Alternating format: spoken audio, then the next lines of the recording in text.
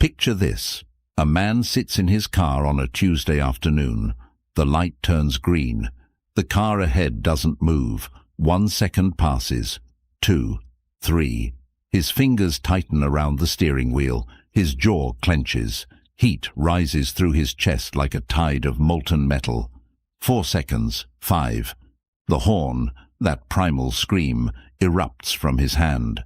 The driver ahead waves apologetically, distracted by a phone call, and pulls forward. But the damage is done. The man's heart is racing. His hands are trembling. The rest of his day will be colored by this single moment of fury at a stranger who will never think of him again. I know this man. I have been this man. And so have you. In that moment, sitting in that metal cage of frustration, something profound was happening beneath the surface of consciousness. The man wasn't angry at the driver. He wasn't even angry at the delay. 30 seconds of his infinite life. He was angry that reality did not obey him, that the universe, in its careless dance, had the audacity to ignore his will. He was angry that he was not God. This is where all anger begins, in the collision between expectation and reality. The ancient Stoics understood something that modern psychology is only now beginning to rediscover. Anger is not a character flaw, or a chemical imbalance, or a personality trait. It is a signal, a flare shot up from the depths of the psyche, illuminating a fundamental misunderstanding about the nature of existence. Anger points to the precise location where we believe we should control what we cannot, where we demand that the world bend to our vision of how it ought to be. Epictetus, the slave-turned-philosopher, wrote, "You will become what you give your attention to." Consider the weight of that statement. Every moment of anger is a vote for the person you are becoming. When you rehearse your grievances, when you replay the injustices done to you, when you sharpen your outrage on the whetstone of memory, you are training yourself in misery. You are practicing suffering. But what exactly is this thing we call anger? Is it merely an emotion, like happiness or sadness? Or is it something more complex, more revealing? Psychologically, anger is a secondary emotion. It arrives dressed as righteousness, as justice, as the natural response to violation. But beneath the armor, anger is almost always guarding something more vulnerable: fear, hurt, shame, insecurity. The driver who cut you off didn't just inconvenience you, he made you feel powerless. The colleague who dismissed your idea didn't just disagree. She threatened your competence, your worth, your place in the hierarchy. The partner who forgot your anniversary didn't just make a mistake. He suggested you might not matter as much as you need to believe you do. Anger is the bodyguard of the wounded ego. From an evolutionary perspective, anger served us well. It mobilized energy, sharpened focus, prepared us for conflict when our survival was threatened. The caveman who felt no anger at a rival stealing his food did not pass on his genes. But we no longer live in caves. The threats that trigger our anger are rarely physical. They are symbolic, psychological, social. The driver in traffic is not actually threatening your survival. Your nervous system simply hasn't updated its threat detection software in the last 10,000 years. The Stoics saw this clearly. Marcus Aurelius, emperor of Rome and philosopher king, wrote in his personal journal, "How much more grievous are the consequences of anger than the causes of it?" Think about that. The damage we do in anger, to our relationships, our health, our peace of mind, our very souls, is almost always far greater than the damage done to us by whatever triggered the anger. That driver who didn't notice the green light? He's home now, eating dinner, laughing with his children, completely unaware that somewhere across the city you're still seething about those 5 seconds. He is free. You are imprisoned by your own fury. This is the great irony of anger. We believe it empowers us, but it enslaves us. We think we're defending our dignity, but we're actually surrendering our sovereignty. In the moment of rage, we are no longer the authors of our actions. We are puppets dancing on strings, pulled by circumstances, by other people's behavior, by the random chaos of an indifferent universe. The Stoics had a radical proposition. What if you could see anger approaching like a storm on the horizon? What if, in the space between stimulus and response, that split second before the explosion, you could choose differently? Not by suppressing the emotion, not by pretending you're not hurt or frustrated, but by understanding it so completely that it loses its power over you. This is not about becoming emotionless. The Stoics were not advocating for robotic detachment or cold indifference. They were advocating for something far more difficult and far more rewarding, the ability to feel deeply without being controlled by what you feel, to acknowledge anger without becoming anger, to see the fire without letting it consume you. There's a story from ancient Rome about a man who spit in the face of the Stoic philosopher Musonius Rufus. The crowd waited for his response, expecting outrage, violence, some dramatic retaliation. Instead, Musonius calmly wiped his face and said, "I am not angry. But I am in doubt whether I ought to be angry or not." This wasn't weakness. It was sovereignty. It was freedom. In that moment, he demonstrated the most radical form of power, the power to choose his own response to reality. And here's what I want you to understand, what I need you to feel in your bones. That power is not reserved for ancient philosophers. It is your birthright. Right now, in this moment, regardless of what you've done or what's been done to you, regardless of how many times you've lost your temper or how justified your anger has seemed, you have the capacity to become unshakable. But first, you must understand what you're up against. You must map the territory of anger, trace its origins, comprehend its mechanisms.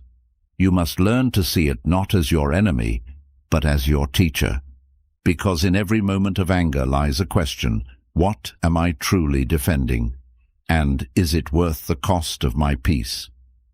The journey begins not with suppression or denial, but with recognition. You must learn to see anger for what it truly is, not a character flaw, not an inevitability, but a choice you make unconsciously 1,000 times a day. And once you see it, once you truly understand its anatomy, the possibility of a different choice begins to emerge. In the chapters ahead, we'll dismantle anger piece by piece, examining its foundations, exposing its illusions, understanding its grip on the human soul. And in that understanding, we'll find something unexpected, not just the absence of anger, but the presence of something far greater, equanimity, wisdom, an unshakable peace that doesn't depend on the world conforming to your expectations. But we're getting ahead of ourselves. For now, simply notice this. The next time anger rises in you, pause, just for a moment. Don't act on it. Don't suppress it. Simply observe it. Watch it the way you might watch a storm, with interest, with awareness, but without identification. Because you are not the storm. You are the sky in which it passes. Let me tell you what all anger has in common. Every instance, from the smallest irritation to the most violent rage, shares a single root cause. It's not injustice. It's not provocation. It's not even pain. It's the belief that you should be in control. Think about the last time you were angry. Really angry. Strip away the story, the justification, the righteousness. What remains? At the core you'll find a simple equation. Reality behaved differently than you demanded it should, and you interpreted this as unacceptable. Your flight was delayed. Your partner said something thoughtless. Your child disobeyed. Your body got sick. Your boss overlooked you. Your political candidate lost. The weather ruined your plans. Someone was wrong on the internet. The universe, in its infinite complexity, unfolded in a way that differed from your blueprint for how it ought to unfold, and you took that personally. This is what the Stoics called the fundamental error, confusing what you can control with what you cannot. They had a name for this, the dichotomy of control, and it was the cornerstone of their entire philosophy. Master this distinction, they said, and you master life itself. Fail to grasp it, and you condemn yourself to perpetual suffering. Here's the radical simplicity of it. You control almost nothing in this world. You don't control other people's actions, their opinions, their feelings toward you. You don't control the economy, the weather, the traffic, the political landscape. You don't control illness, aging, death. You don't control the past. It's already gone. And you don't control the future. It hasn't arrived yet. You don't even fully control your own thoughts and feelings. They arise unbidden, shaped by genetics, upbringing, biochemistry, and a million factors beyond your conscious awareness. Have you ever tried not to think about something? How did that work out? So what do you control? Your attention, your interpretation, your response. That's it. That's the whole list. And it's enough. But here's what we do instead. We spend our lives trying to control what we cannot, while neglecting to control what we can. We exhaust ourselves attempting to change other people, fix the world, prevent the unpredictable, avoid the inevitable. And then we react unconsciously to whatever happens, as if we're leaves blown by the wind. We have it exactly backward. Social media has made this delusion worse. Every day, millions of people rage at their screens, furious about events happening thousands of miles away, involving people they'll never meet, in situations they'll never influence. They convince themselves this is engagement, awareness, righteousness. But the Buddha said something 2,500 years ago that applies perfectly to doom-scrolling. Holding on to anger is like drinking poison and expecting the other person to die. The political opponent you're furious at isn't losing sleep over your outrage. The celebrity who said something offensive isn't reading your angry tweets. The injustice you're seething about isn't lessened by your fury. But your blood pressure is rising. Your cortisol levels are spiking. Your relationships are suffering because you're irritable and distracted. You're the one drinking the poison. The Stoics saw this trap everywhere. Epictetus, speaking to his students in ancient Greece, could have been describing modern life. People are disturbed not by things, but by the views they take of them. The traffic isn't making you angry. Your belief that traffic shouldn't exist, that you should be exempt from it, that your time is too precious to be wasted sitting still, that's what's making you angry. Death doesn't make you angry.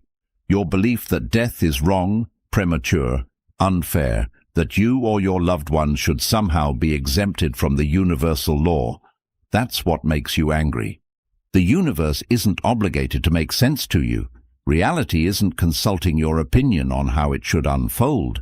The cosmos is indifferent to your preferences, and this is either the most devastating truth or the most liberating one you'll ever encounter.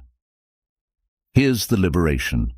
Once you truly accept what you cannot control, you stop wasting energy trying to control it. You stop getting angry at reality for being reality. You stop taking the universe's indifference personally. And suddenly, you have all this energy that was being burned up in futile resistance, all this attention that was being scattered across 1,000 uncontrollable things. And you can redirect it toward the one place where it actually makes a difference, your own mind. Viktor Frankl, a psychiatrist who survived Auschwitz, discovered this truth in the most extreme conditions imaginable. Stripped of everything, freedom, dignity, family, possessions, he found one last freedom that couldn't be taken. Everything can be taken from a man. But one thing, the last of the human freedoms, to choose one's attitude in any given set of circumstances. If that's true in a concentration camp, it's true in traffic. It's true in a difficult marriage. It's true when you're passed over for promotion. It's true when your body fails you. It's true when the world seems to be falling apart. You cannot control the circumstances, but you can always, always, always control your response. This is where people push back. They say, but some things are legitimately wrong. Some anger is justified. Are you telling me I should be okay with injustice, abuse, cruelty? Number. I'm telling you something far more subversive. The wise person fights injustice without anger. They oppose cruelty without hatred. They work for change without rage. Why? Because anger clouds judgment. It makes you reactive instead of strategic. It drains your energy and shortens your perspective. The most effective activists, reformers and change-makers throughout history haven't been the angriest. They've been the most clear-minded, the most disciplined, the most focused. Martin Luther King Jr. didn't defeat segregation with anger. He defeated it with clarity, strategy, love, and unshakable commitment. Nelson Mandela didn't dismantle apartheid by nursing rage for 27 years in prison. He did it by cultivating wisdom, by choosing reconciliation over revenge, by controlling the one thing he could control, his own character. Anger makes you weak. Clarity makes you powerful. The Stoics had an exercise for this. When something happens that triggers your anger, they suggested you ask yourself, is this in my control or not? If it's not in your control, and it almost never is, then getting angry about it is as logical as getting angry at gravity for pulling things down. It's simply how reality works. And if it is in your control, then why are you angry? Do something about it. Take action. But action taken from anger is clumsy, destructive, often counterproductive. Action taken from clarity is precise, effective, and doesn't leave collateral damage in its wake. There's a Zen story about two monks walking in the rain. They come to a puddle where a beautiful woman in fine silk robe stands, unable to cross without ruining her clothes. The first monk immediately lifts her, carries her across, and sets her down. She thanks him and continues on. The two monks walk in silence for miles. Finally, the second monk can't contain himself. "How could you touch that woman?" "We've taken vows." The first monk replies, "I put her down miles ago. Why are you still carrying her?" This is what we do with everything that angers us. We carry it. We replay it. We rehearse it. We tell the story over and over, each retelling deepening the groove of resentment. And we call this caring, or having principles, or not letting people get away with things. But who's suffering? The person you're angry at has moved on. They're living their life, probably completely unaware of your internal torment. Meanwhile, you're poisoning your own peace, hour after hour, day after day, year after year. You're spending your precious, finite life energy maintaining a grudge that serves no purpose except to make you miserable. The illusion of control is seductive because it makes us feel important. If I'm angry about this injustice, it means I matter. If I'm outraged by this situation, it means I'm a good person who cares. We mistake emotional reactivity for moral superiority. We confuse agitation with aliveness. But here's what the Stoics knew. The mark of wisdom isn't how strongly you react to things. It's how little you're disturbed by things. The goal isn't to feel nothing, it's to feel everything without being controlled by what you feel. To be fully alive, but not at the mercy of circumstances. So here's your homework, your practice, your path forward.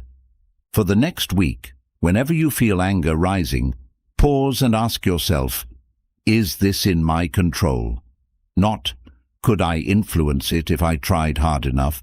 Or, should this be in my control? Just, is this right now, actually within my power to change? If it's not, and be honest, then practice acceptance. Not resignation, not approval. Acceptance. Reality is what it is. Your anger doesn't change it. It only changes you. And if it is in your control, then stop being angry and start being effective. Channel that energy into clear-minded action. Become the kind of person who responds rather than reacts, who chooses rather than is chosen by circumstances. Because here's the truth that anger doesn't want you to know. You are far more powerful than you believe. But you'll never discover that power while you're wasting it trying to control what you cannot. The universe doesn't need your anger, but it desperately needs your wisdom. There's a paradox at the heart of anger that we must confront. The smaller the ego, the harder it is to offend. The larger the ego, the more the world seems designed to insult it. Think about the people you know who are constantly angry. They're easily offended. They're quick to perceive disrespect. They're always defending, always explaining, always demanding recognition. Their boundaries aren't boundaries, they're battle lines. Every interaction is a potential threat to their carefully constructed image of themselves.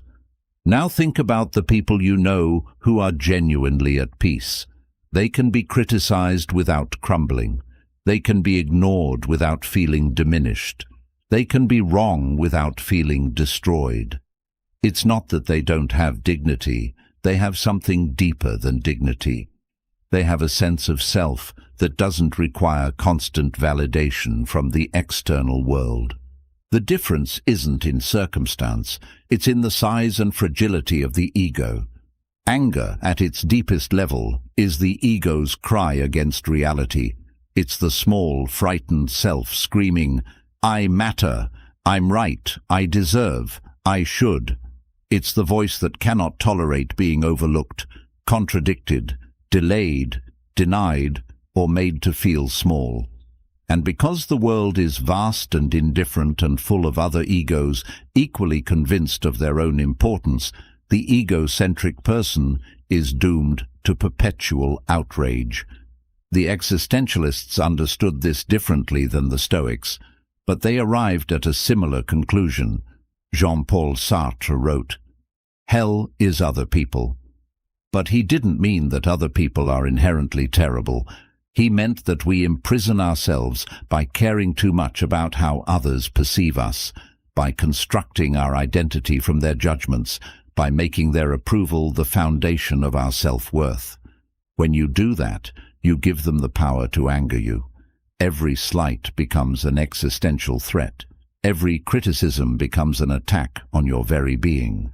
Nietzsche, that prophet of the ego, spoke of the will to power, the fundamental drive of all living things to assert themselves, to dominate, to impose their vision on the world.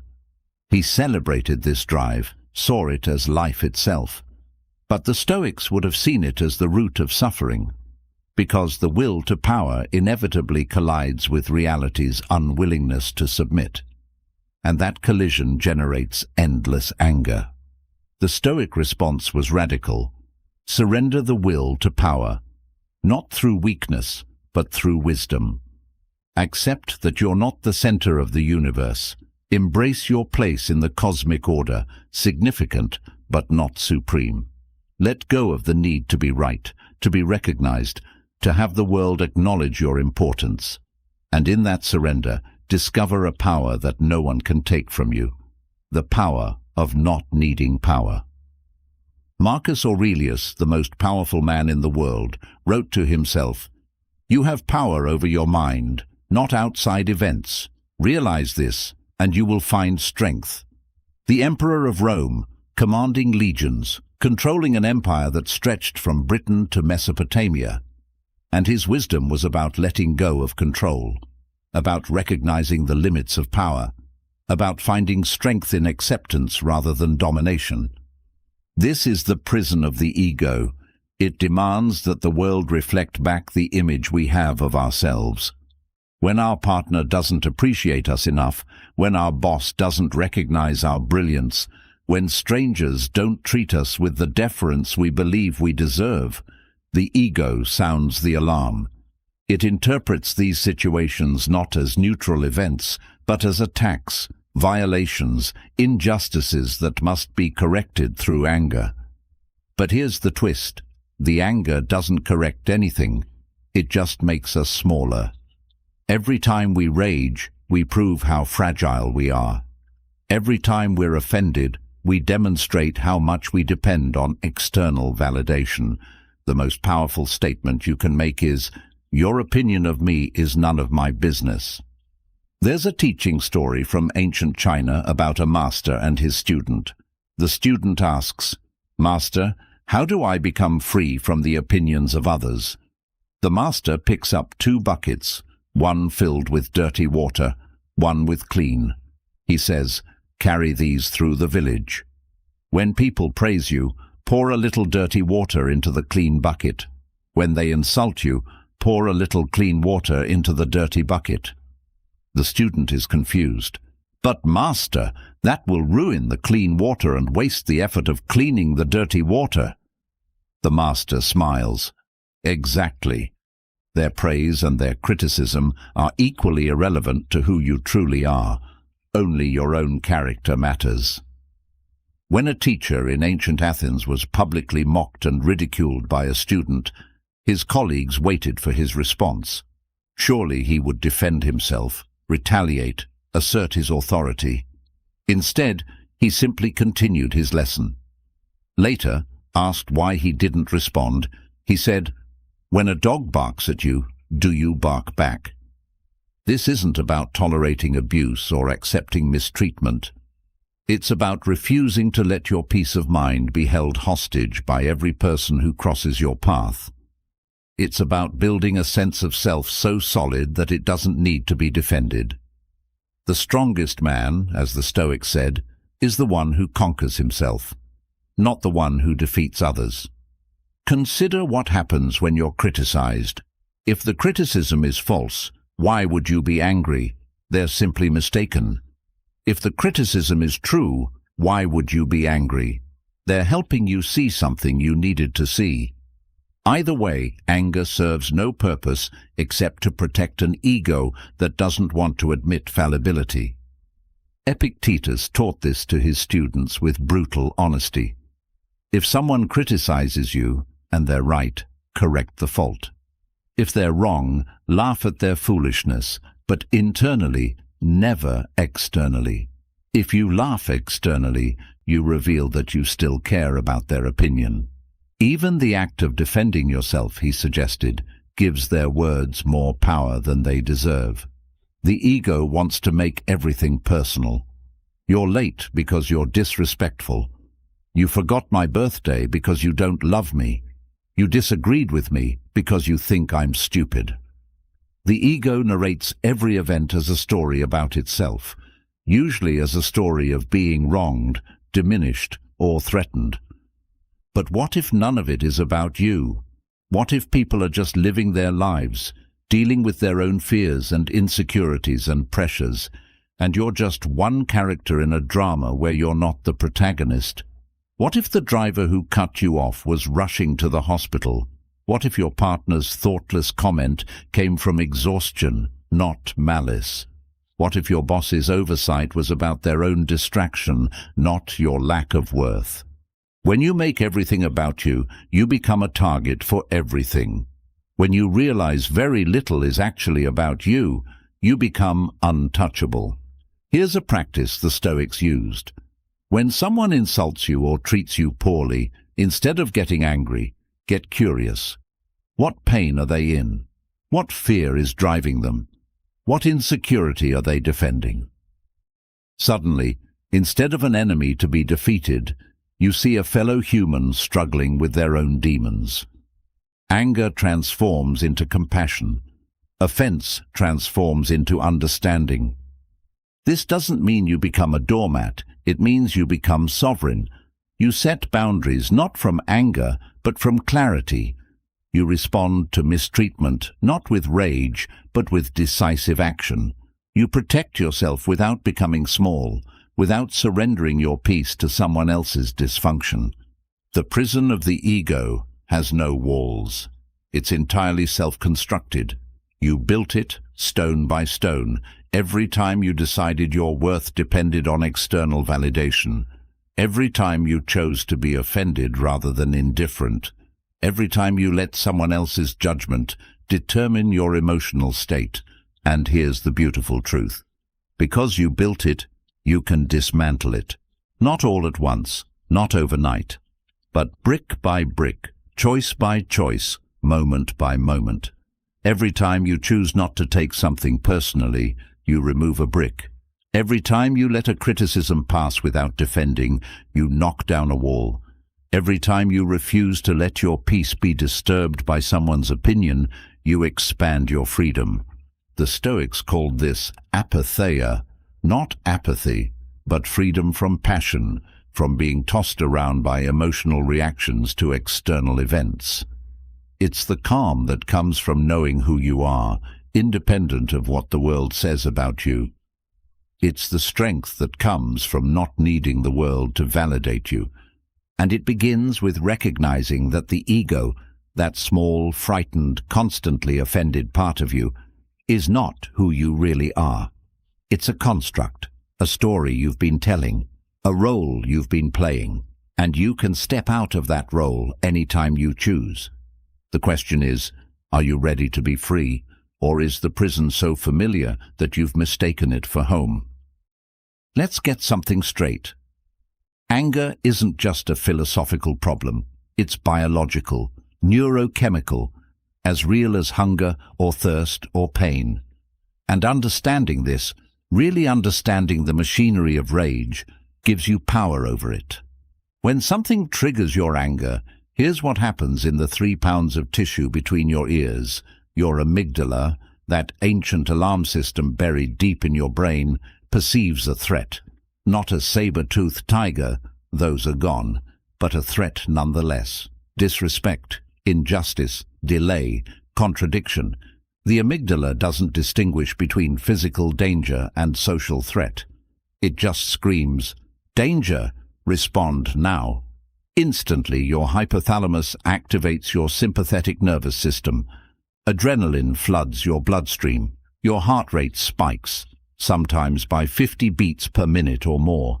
Blood pressure surges. Your pupils dilate. Your muscles tense, preparing for combat. Glucose pours into your system, providing energy for fight or flight. Your digestive system shuts down.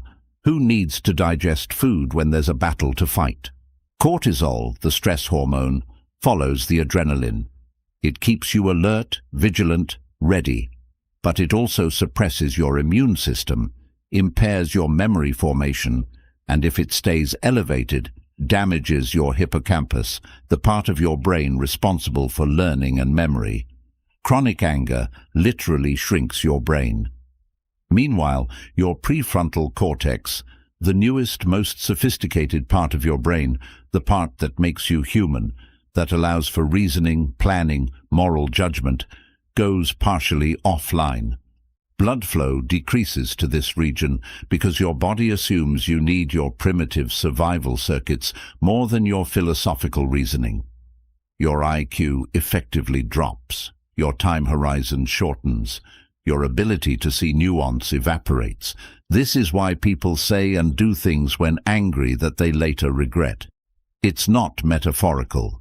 Your higher brain literally isn't functioning at full capacity. You're operating on autopilot, running programs written millions of years ago for completely different circumstances. And here's the insidious part. Anger feels good. In the moment, there's a rush. Dopamine, the reward chemical, surges during anger. Your brain is literally rewarding you for this state. Why? Because from an evolutionary perspective, anger was useful. The warrior who could summon rage on demand had an advantage in combat. The tribesman who could mobilize aggressive energy to defend his status survived to reproduce. But that was the Pleistocene. This is now. Your body hasn't gotten the memo that you're not actually in mortal danger when your email gets lost or someone cuts in front of you in line. Your nervous system is still running software designed for a world that no longer exists. Seneca, writing 2,000 years ago without any knowledge of neuroscience, understood this intuitively. We suffer more in imagination than in reality. He was describing what neuroscientists now call rumination, the tendency to replay angry thoughts over and over, re-triggering the stress response long after the initial event has passed. Every time you mentally rehearse your grievance, your amygdala fires again. Your body releases more cortisol. You re-traumatize yourself with a memory. Studies show that dwelling on anger increases cardiovascular disease risk by 19%. Chronic anger is linked to stroke, weakened immune system, anxiety disorders, depression, and even premature death. The Greeks were right when they called anger brief madness. Except for many people, it's not brief. It's a lifestyle. A slow suicide committed one irritated moment at a time. But here's where the Stoic wisdom intersects with modern neuroscience in a profound way.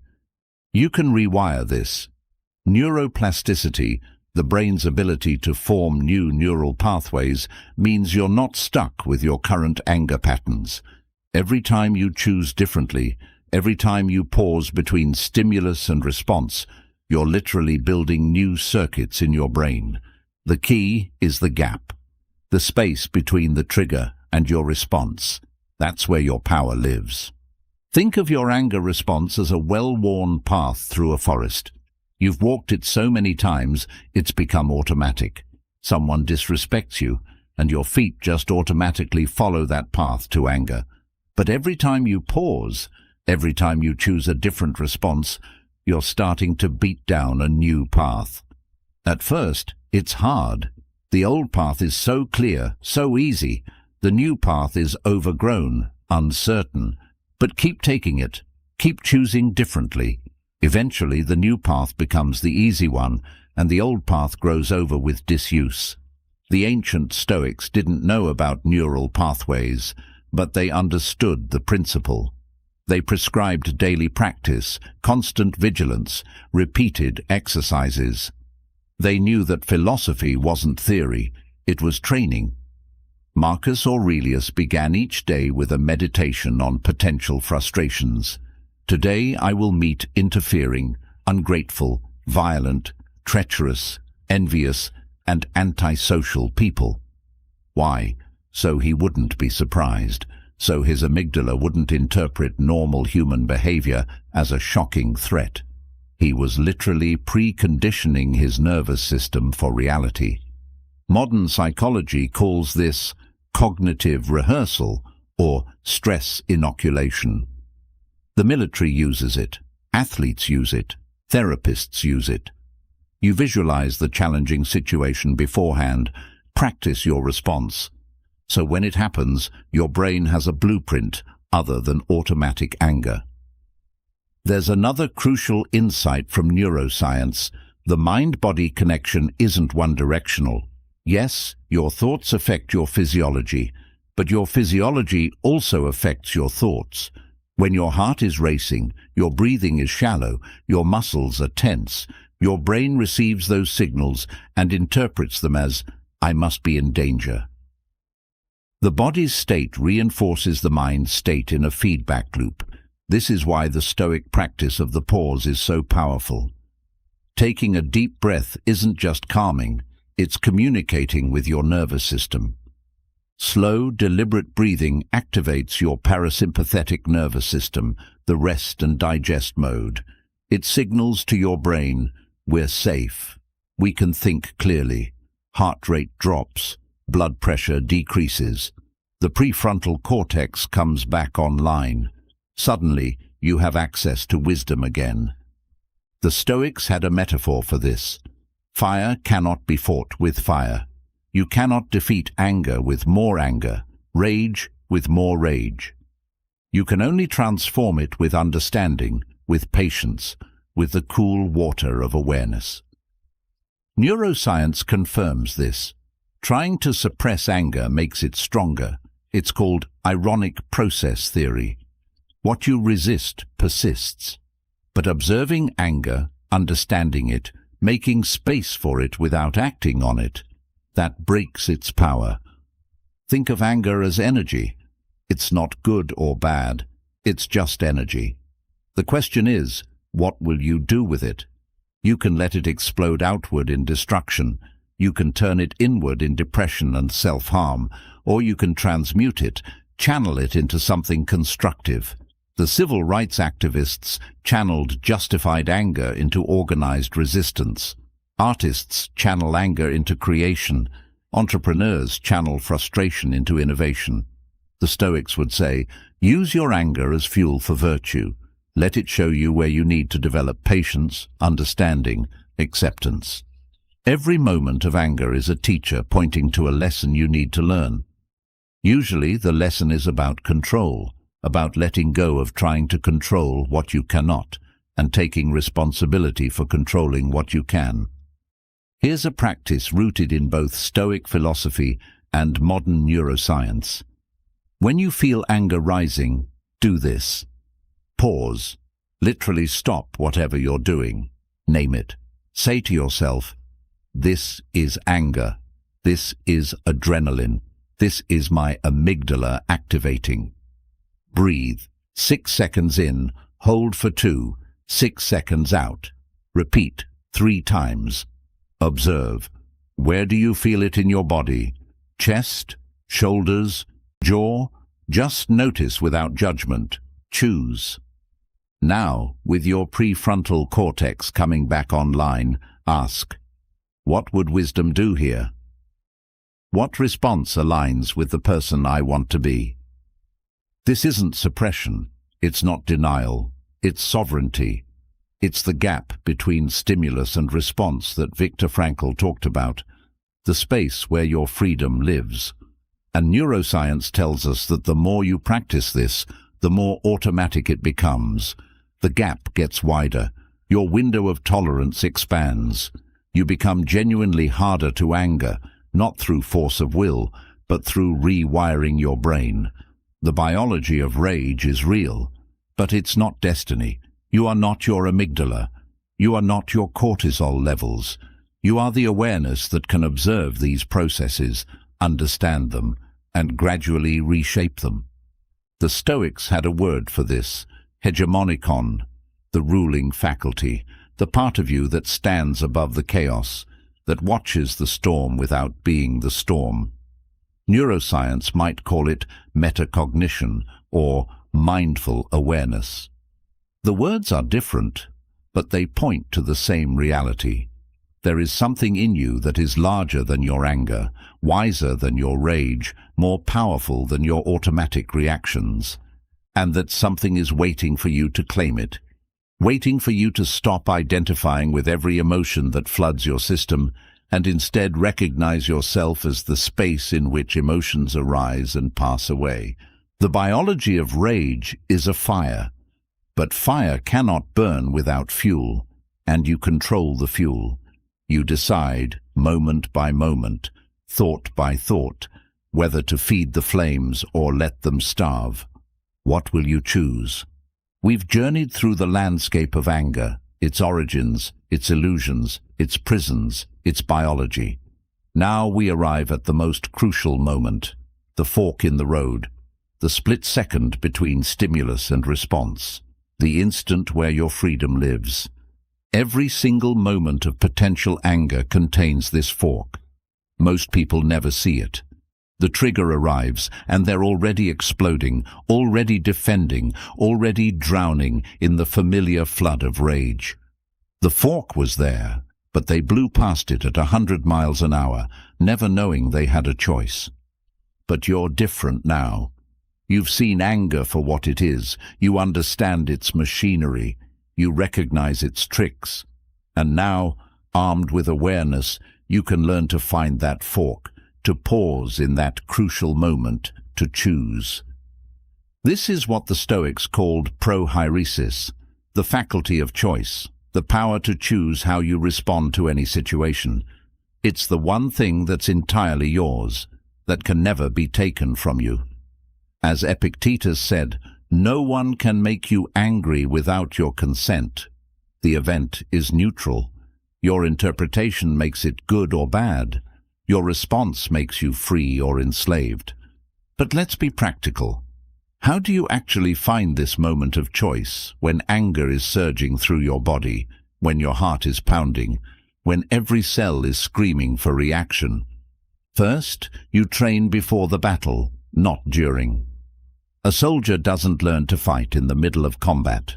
An athlete doesn't learn technique during the championship. And you don't learn to manage anger in the moment of maximum rage. You practice beforehand. The Stoics prescribed morning and evening meditations. In the morning, prepare your mind for potential frustrations. Visualize the difficult situations you might encounter. Rehearse your wise response. This isn't pessimism, it's preparation. You're training your nervous system not to interpret normal human challenges as catastrophic threats. Marcus Aurelius did this daily.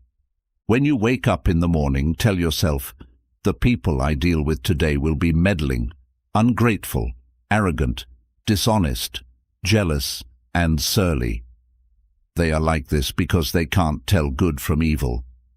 He wasn't being cynical. He was preventing surprise, because surprise amplifies the amygdala response. Expectation dampens it. In the evening, review your day.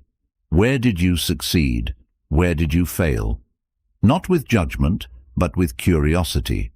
The Stoics called this the examination of conscience, but it's really just learning from experience. You're training pattern recognition. You're helping your brain identify the warning signs of anger before it fully activates. Second, create space in the moment. When you feel anger rising, and now you know what that feels like, the biological cascade, the tightness in your chest, the rushing in your ears, do this. Breathe.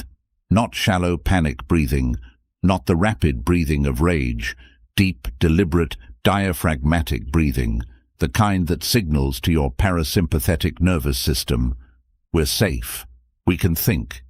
Count. Simple, even childish, but neurologically powerful. Count slowly to 6, or recite a phrase, this too shall pass. The purpose isn't the words, it's creating a pause, a buffer between stimulus and response. You're giving your prefrontal cortex time to come back online. Feel it. This seems counterintuitive, but don't try to suppress the physical sensation of anger. That makes it stronger. Instead, observe it. Where is it in your body? Chest, jaw, hands. What does it feel like? Hot, tight, pulsing. This act of observation creates distance. You're no longer the anger, you're the observer of anger. That shift is everything. Third, question your interpretation. Your anger is based on a story you're telling about what just happened. That story feels like objective truth, but it's not. It's one interpretation among infinite possibilities. Someone cut you off in traffic. Your story. That asshole did that on purpose because he's a selfish prick who doesn't care about anyone else.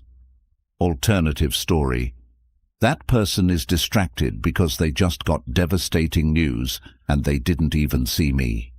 Which story is true? You don't know. You'll never know. But your anger is based entirely on the first story. The Stoic practice is to deliberately generate alternative interpretations. Not to convince yourself the person had pure motives, but to recognize that you're choosing an interpretation, and that choice determines your emotional state. Once you see that, you can choose differently. Fourth, remember what you control. Is this situation within your sphere of influence? Really? Or are you making yourself miserable trying to control what you cannot? You can't control that your flight is delayed. You can control whether you use the extra time productively or spend it fuming. You can't control your teenager's attitude. You can control whether you escalate with your own anger or respond with patient firmness. You can't control political developments. You can control whether you doom scroll for hours or engage in actions you can actually influence. The moment you recognize this is not in my control, anger loses its justification. What's the point of being angry at what you cannot change? That's as logical as being angry at gravity or mathematics or the rotation of the earth. Fifth, ask the golden question. Will this matter in 5 years, or 5 months, or 5 days?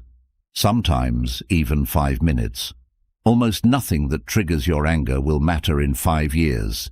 That cutting remark, that social media argument, that parking spot someone took, that delayed package, that misspelled name, that perceived slight. In 5 years, you won't even remember it happened. So why give it the power to destroy your peace now? This isn't about minimizing genuine problems. It's about perspective.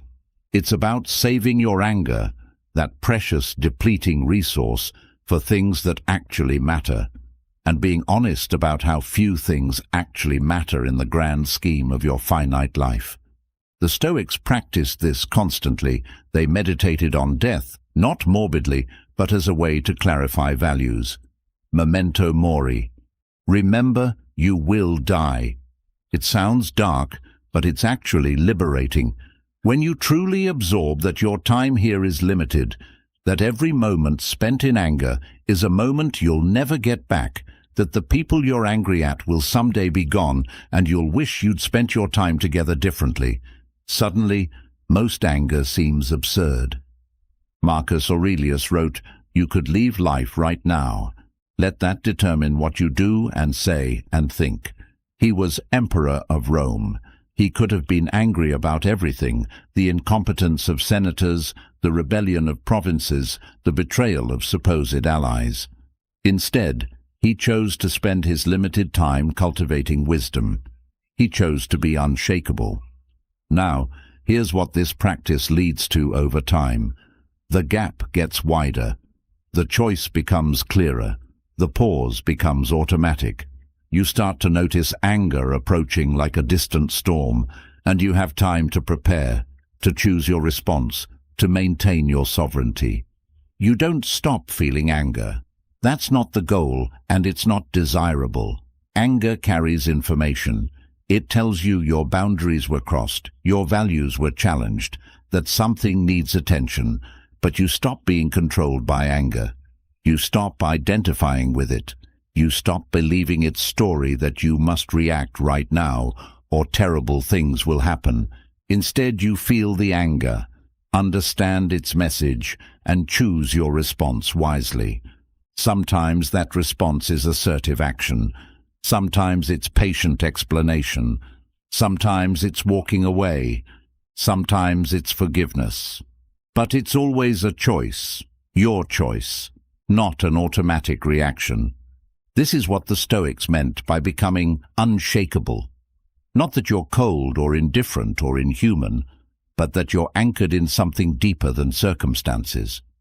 Your peace doesn't depend on the world cooperating with your preferences. Your dignity doesn't depend on others' respect. Your worth doesn't depend on external validation. You've built an inner citadel that cannot be breached by anything external.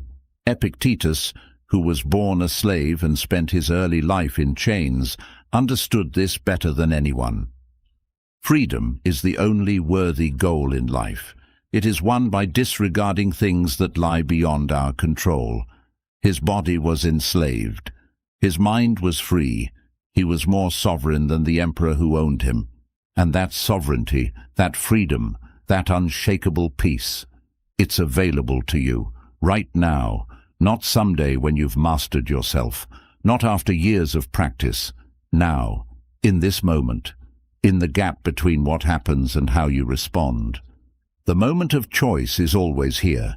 The fork in the road is always present, and you, with awareness, with practice, with commitment to wisdom over reaction, you can learn to see it, to pause, to choose, Choose freedom over slavery to emotion.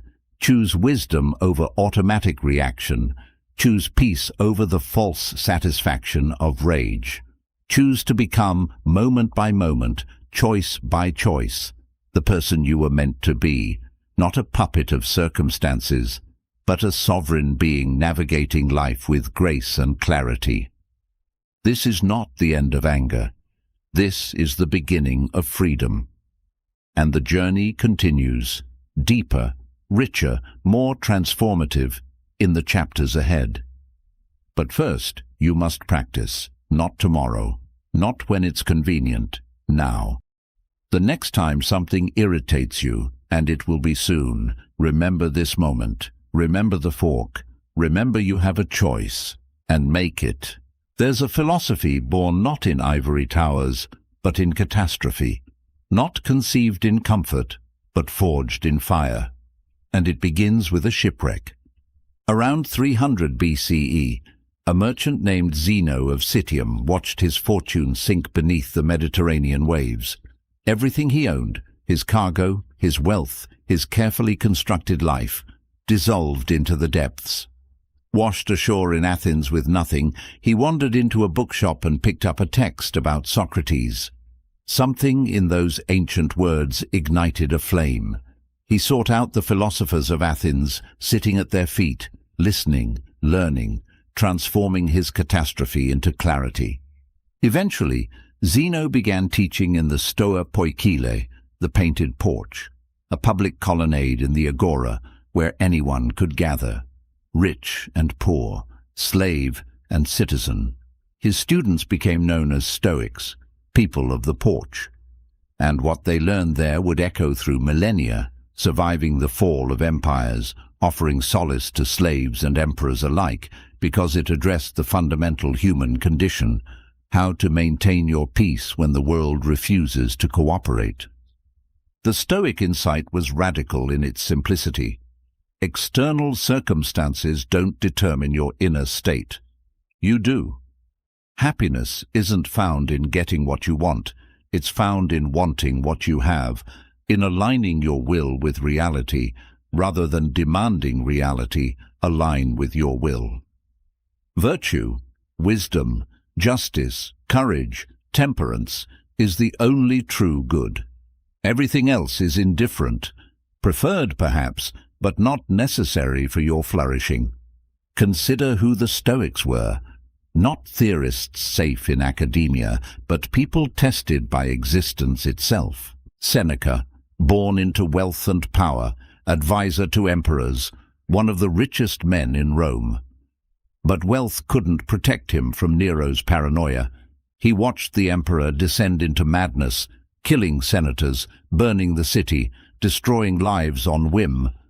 Seneca lived under constant threat, knowing any day could be his last. When the order finally came, when Nero commanded his suicide, Seneca faced death with the composure of a man who'd spent his life preparing for this moment. He consoled his weeping friends, dictated final thoughts to his scribes, and bled out discussing philosophy. His last words were reportedly about virtue and freedom, not bitterness, not anger, peace. Epictetus, born a slave in Nero's Rome. His name literally means acquired one, property, a thing. His master once twisted his leg, deliberately crippling him. According to legend, as the bone was being broken, Epictetus calmly warned, "You're going to break my leg." When it snapped, he simply said, "Didn't I tell you?" No rage, no hatred, just observation. He eventually gained his freedom and became one of history's greatest teachers, proving that while bodies can be enslaved, minds can remain sovereign. He taught that freedom isn't about circumstances. It's about understanding what you control and releasing what you don't. Marcus Aurelius, the philosopher who never wanted to be king, thrust onto the throne of Rome at 40, he spent his reign fighting barbarians on frozen frontiers, managing plague that killed millions, dealing with betrayal from trusted advisors, and raising a son who would become the tyrant Commodus. His private journal, Meditations, reveals a man in constant dialogue with himself, reminding himself daily to be patient, grateful, clear-minded. He wrote by candlelight in military tents, governing an empire in decline, yet his words radiate equanimity. He didn't write for posterity. He wrote to survive with his sanity and virtue intact. These weren't armchair philosophers. They were practitioners, tested by circumstances that would break most people, and they all arrived at the same conclusion. The external world is chaos. Your only refuge is internal order. Look at their world: political corruption, endless wars, economic uncertainty, plague, social upheaval, betrayal, loss. Sound familiar? The forms have changed. We have smartphones instead of scrolls, democracy instead of empire. But the substance remains identical. Humans struggling with the same fundamental challenges: mortality, uncertainty, the behavior of others, the gap between expectations and reality.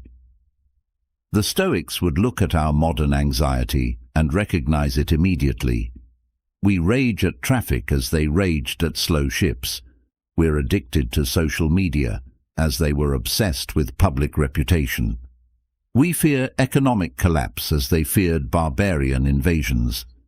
Different details, same underlying human condition, same choice about how to respond. At the core of Stoic philosophy is a deceptively simple hierarchy of values. Virtue is the only good. Vice is the only evil. Everything else, health, wealth, reputation, pleasure, pain, is indifferent. Not worthless, but not determinative of your character or your peace. This sounds extreme until you understand what they meant by virtue. Not prudish morality or self-righteousness. They meant excellence of character, living according to reason, developing wisdom, justice, courage, and self-control. Becoming the kind of person who can handle whatever life presents without losing their center. And emotions. The Stoics had a nuanced view often misunderstood. They didn't advocate for becoming emotionless robots. They distinguished between automatic feelings, which are natural and unavoidable, and the judgments we add to those feelings, which are under our control.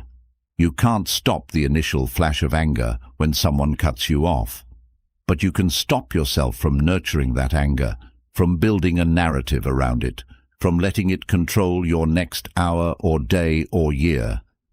Emotions are signals, not masters. They carry information. This feels threatening, or this seems unfair, or this hurts. But signals don't command. You're the commander. You receive the information, then you decide, based on reason and virtue, how to respond. This is the Stoic way. Radical responsibility for your inner life. Not blaming circumstances, not making yourself the victim of events or other people's behavior. Taking full ownership of your thoughts, interpretations and responses. It's the hardest thing you'll ever do, and it's the only path to freedom. The beauty of Stoicism is its practicality. It's not mystical. It doesn't require belief in any particular deity or cosmology. It's a set of practices you can implement today, regardless of your circumstances. The Stoics created exercises, morning meditations to prepare for challenges, evening reviews to learn from the day, journaling to examine your thoughts, contemplation of death to clarify values. They understood that philosophy isn't theory, it's training. You don't become virtuous by reading about virtue. You become virtuous by practicing virtue in small moments, thousands of times, until it becomes your character. You don't master anger by understanding anger. You master it by choosing differently, again and again, until the new response becomes automatic. Marcus Aurelius wrote, "The happiness of your life depends upon the quality of your thoughts. Not the quality of your circumstances, not other people's behavior, the quality of your thoughts, which means your happiness is always, always within your power." if you're willing to do the work. Epictetus taught, it's not what happens to you, but how you react to it that matters. The event is neutral. You pour meaning into it through interpretation. Change the interpretation. Change your experience. Seneca advised, we suffer more in imagination than in reality.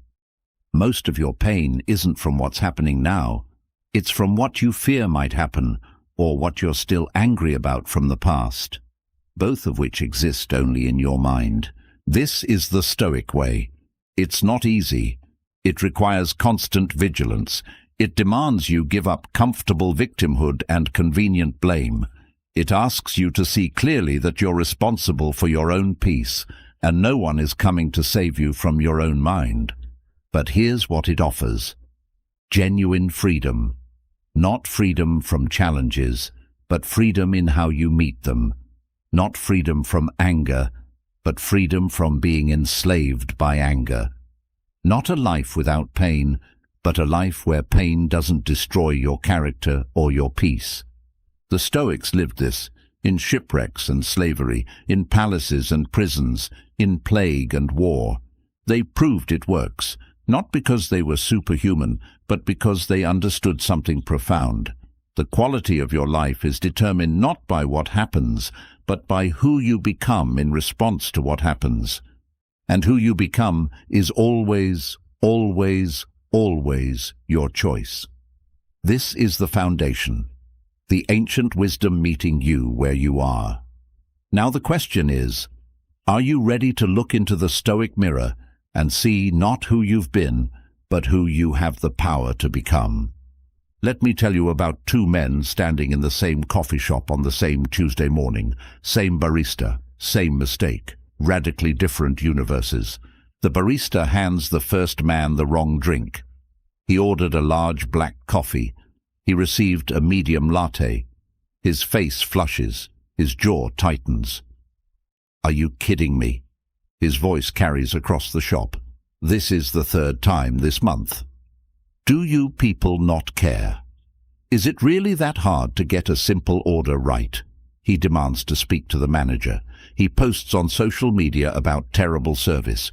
He's still telling the story that evening, each retelling intensifying his conviction that the world is full of incompetent people who don't respect him. His day is ruined, his blood pressure elevated, his relationship strained because he's irritable for hours afterward. Same barista, same mistake, second man. He glances at the cup, smiles. I think this one might not be mine. I ordered the black coffee. The barista apologizes, flustered, explaining she's new and overwhelmed. He nods. I totally get it. I've worked service. No worries at all. While waiting for the correct drink, he asks how her day is going. She mentions she's working 2 jobs, studying at night, trying to support her younger siblings. He wishes her well, leaves a generous tip. By the time he reaches his car, he's thinking about his next meeting. The coffee incident? Already forgotten. It never had the power to disturb his peace because he never gave it that power. 2 men, 1 reality, 2 completely different experiences. Epictetus, teaching in Rome 1,900 years ago, understood this perfectly. Men are disturbed not by things, but by the views they take of them. Not the event, the interpretation, not what happens, what you make it mean. This is the most liberating truth you'll ever encounter, and the most challenging to live. Every moment, you're interpreting reality, constantly. Your brain is a meaning-making machine, taking neutral sensory data and wrapping it in stories, judgments, comparisons, evaluations.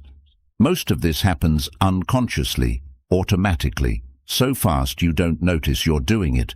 You think you're perceiving reality directly. You're not. You're perceiving your interpretation of reality. And here's the key. Those interpretations are optional, malleable, trainable.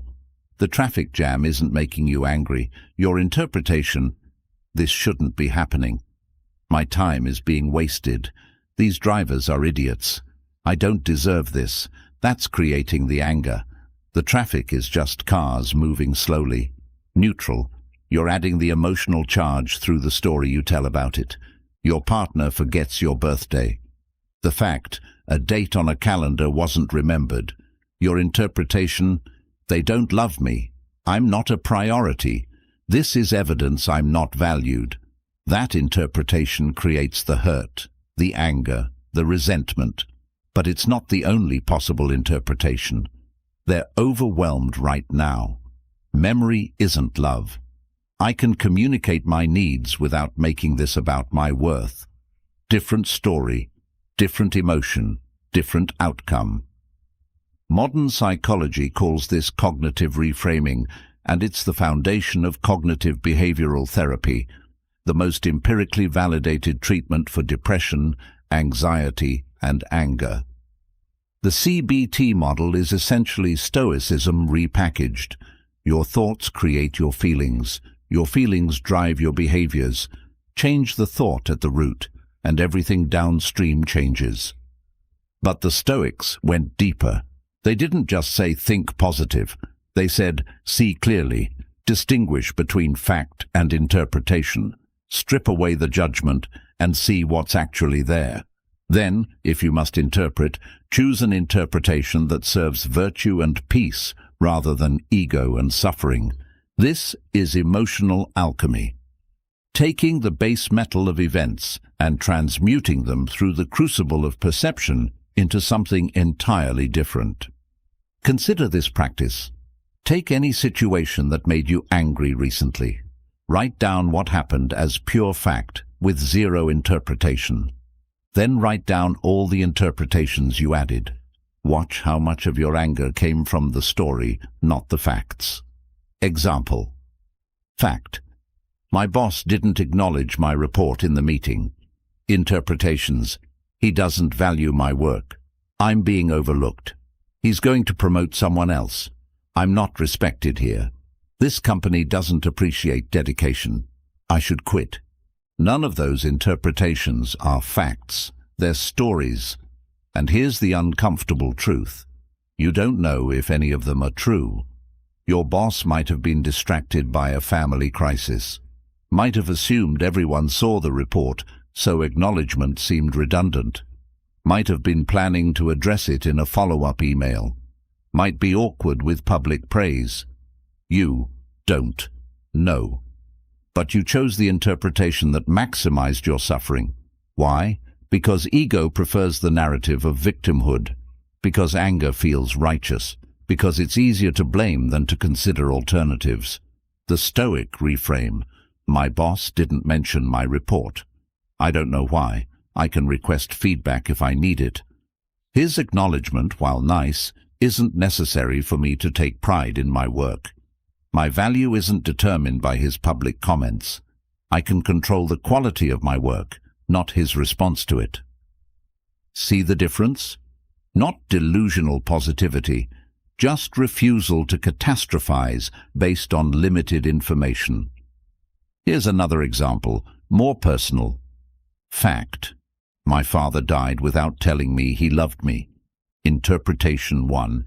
He didn't love me. I wasn't enough. I'll carry this wound forever. Interpretation 2.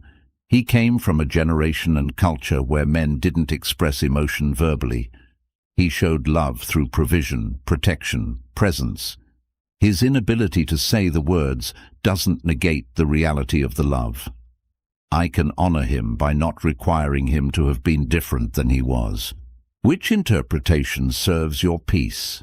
Which one honors the complexity of human beings? Which one frees you from unnecessary suffering?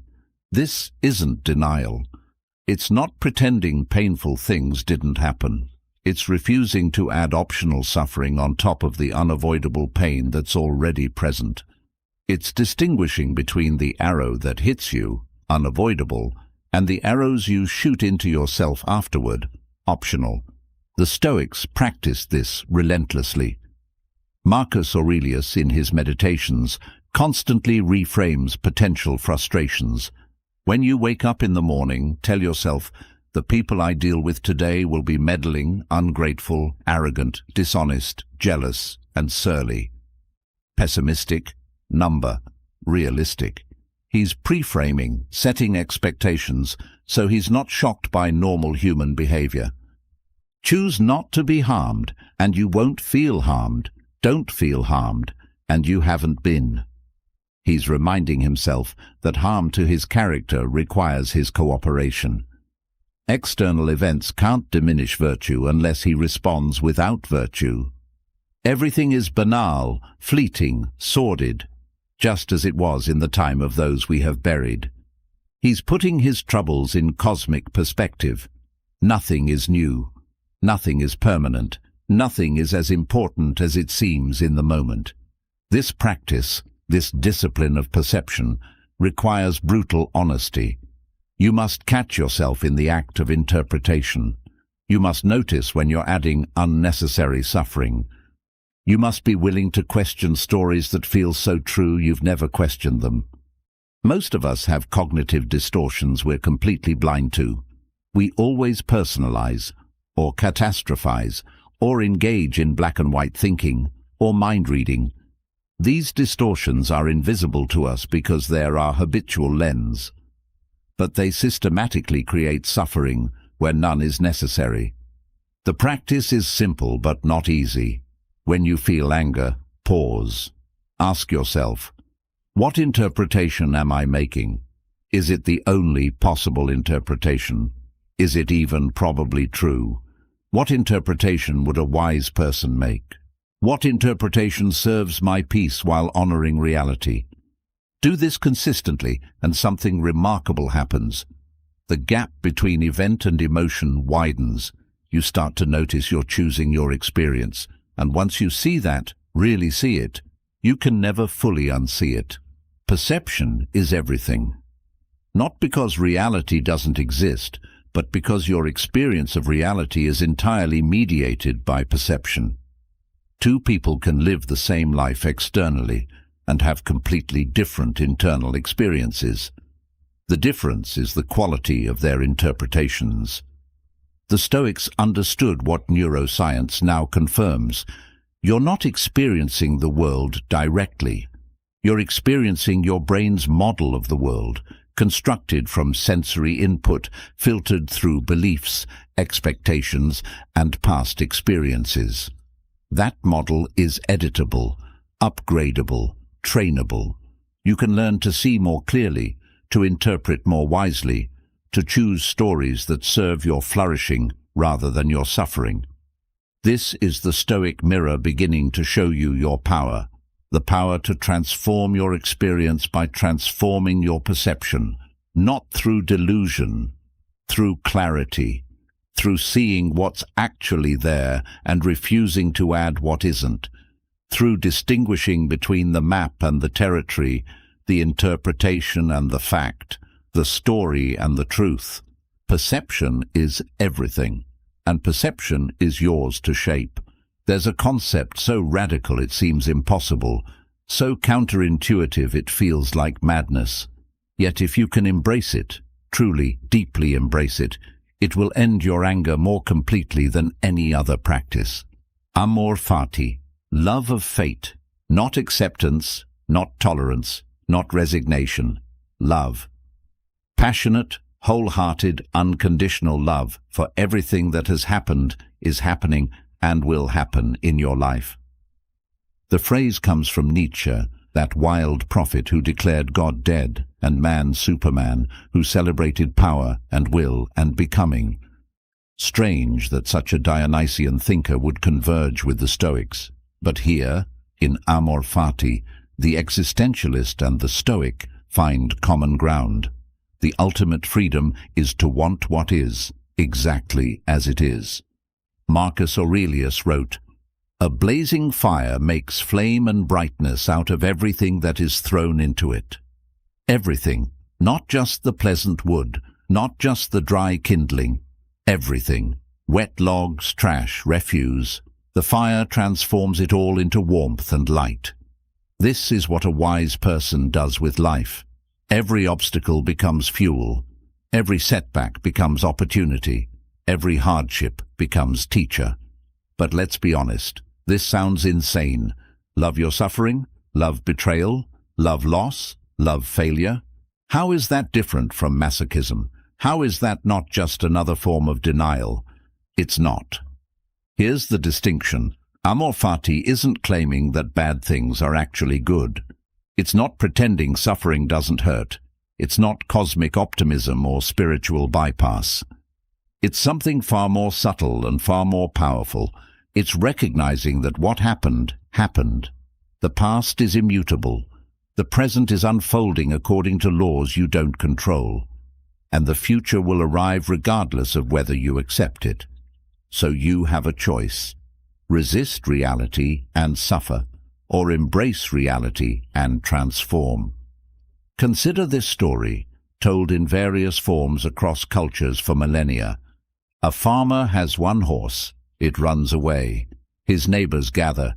Such terrible luck. The farmer says, maybe. The horse returns, bringing 3 wild horses. The neighbors, such wonderful luck. The farmer, maybe. The farmer's son tries to tame one of the wild horses and breaks his leg. The neighbors, such terrible luck. The farmer, maybe. War breaks out. All able-bodied young men are conscripted. The farmer's son is exempt because of his injury. The neighbors, such wonderful luck. The farmer, maybe. The war ends. The returning soldiers are given land grants. The son, who didn't serve, receives nothing. The neighbors, such terrible luck. The farmer, maybe. The story continues infinitely because life continues. Good fortune, bad fortune, good, bad, endlessly cycling. But the farmer sees the pattern. He understands something profound. You don't know. You can't know. What seems like catastrophe might be salvation. What seems like blessing might be curse. The event is neutral. Only time and perspective reveal its meaning. And even then, the meaning is something you assign. So why not assign meaning that serves you? Why not interpret everything as somehow working for your ultimate benefit? This is amor fati, not delusional thinking, but strategic interpretation. It's choosing to view your life as a curriculum custom designed for your growth. Every challenge is exactly the challenge you need at exactly the moment you need it. Every person who enters your life, even those who hurt you, is a teacher. Every loss creates space for something new. Every failure reveals a path you shouldn't have taken, saving you from greater failure down that road. You can't prove this perspective is true, but you can't prove it's false either. So the question becomes, which perspective serves your flourishing? Which one transforms you from victim to protagonist? Which one gives you power? The person who resists their fate, who spends their life wishing things were different, replaying old wounds, fantasizing about how it should have gone, that person is imprisoned by their own resistance. They're fighting a battle they've already lost. The past is gone. Reality is what it is. Their resistance changes nothing except their own peace. But the person who loves their fate, who embraces what was and what is and what will be, that person is free. Not because their circumstances are easier, but because they've stopped struggling against reality. They've aligned their will with existence itself. They flow with what is, rather than bleeding themselves dry, trying to swim upstream. Marcus Aurelius. The impediment to action advances action. What stands in the way becomes the way. This is amor fati embodied. The obstacle isn't separate from the path. It is the path. The thing you think is blocking you is actually teaching you, strengthening you, redirecting you towards something better that you couldn't see from your limited perspective. Think about your own life, the painful moments, the ones that nearly broke you. Now look at who you became because of them, the wisdom you gained, the compassion you developed, the strength you discovered, the clarity that emerged from confusion. Would you trade those qualities to have avoided that pain? If you're honest, probably not. Because those experiences made you who you are. Pull one thread from the tapestry of your life, and the entire pattern changes. You can't remove your suffering without removing the person that suffering created, the you who sits here now, reading these words, seeking wisdom. This is the uncomfortable truth Amor Fati reveals. You needed what happened. Not because some cosmic force was looking out for you, but because what happened shaped you, and the you that emerged is the only you that exists. There's no alternate version who had an easier path. There's just you, forged by your unique combination of joys and sorrows. So you can spend your life resenting that forge. Or you can love it. You can rage at the fire that shaped you. Or you can be grateful for the form it created. The Stoics practiced this daily. They meditated on hardship not with dread, but with gratitude. They saw challenges as opportunities to practice virtue. Easy times require no virtue. Anyone can be patient when nothing tests their patience. Anyone can be courageous when no fear arises. Anyone can be wise when no confusion clouds judgment. But the person stuck in traffic, that's where patience is practiced. The person facing betrayal, that's where forgiveness is learned. The person dealing with loss, that's where acceptance is cultivated. Without these challenges, virtue remains theoretical. Hardship makes it real.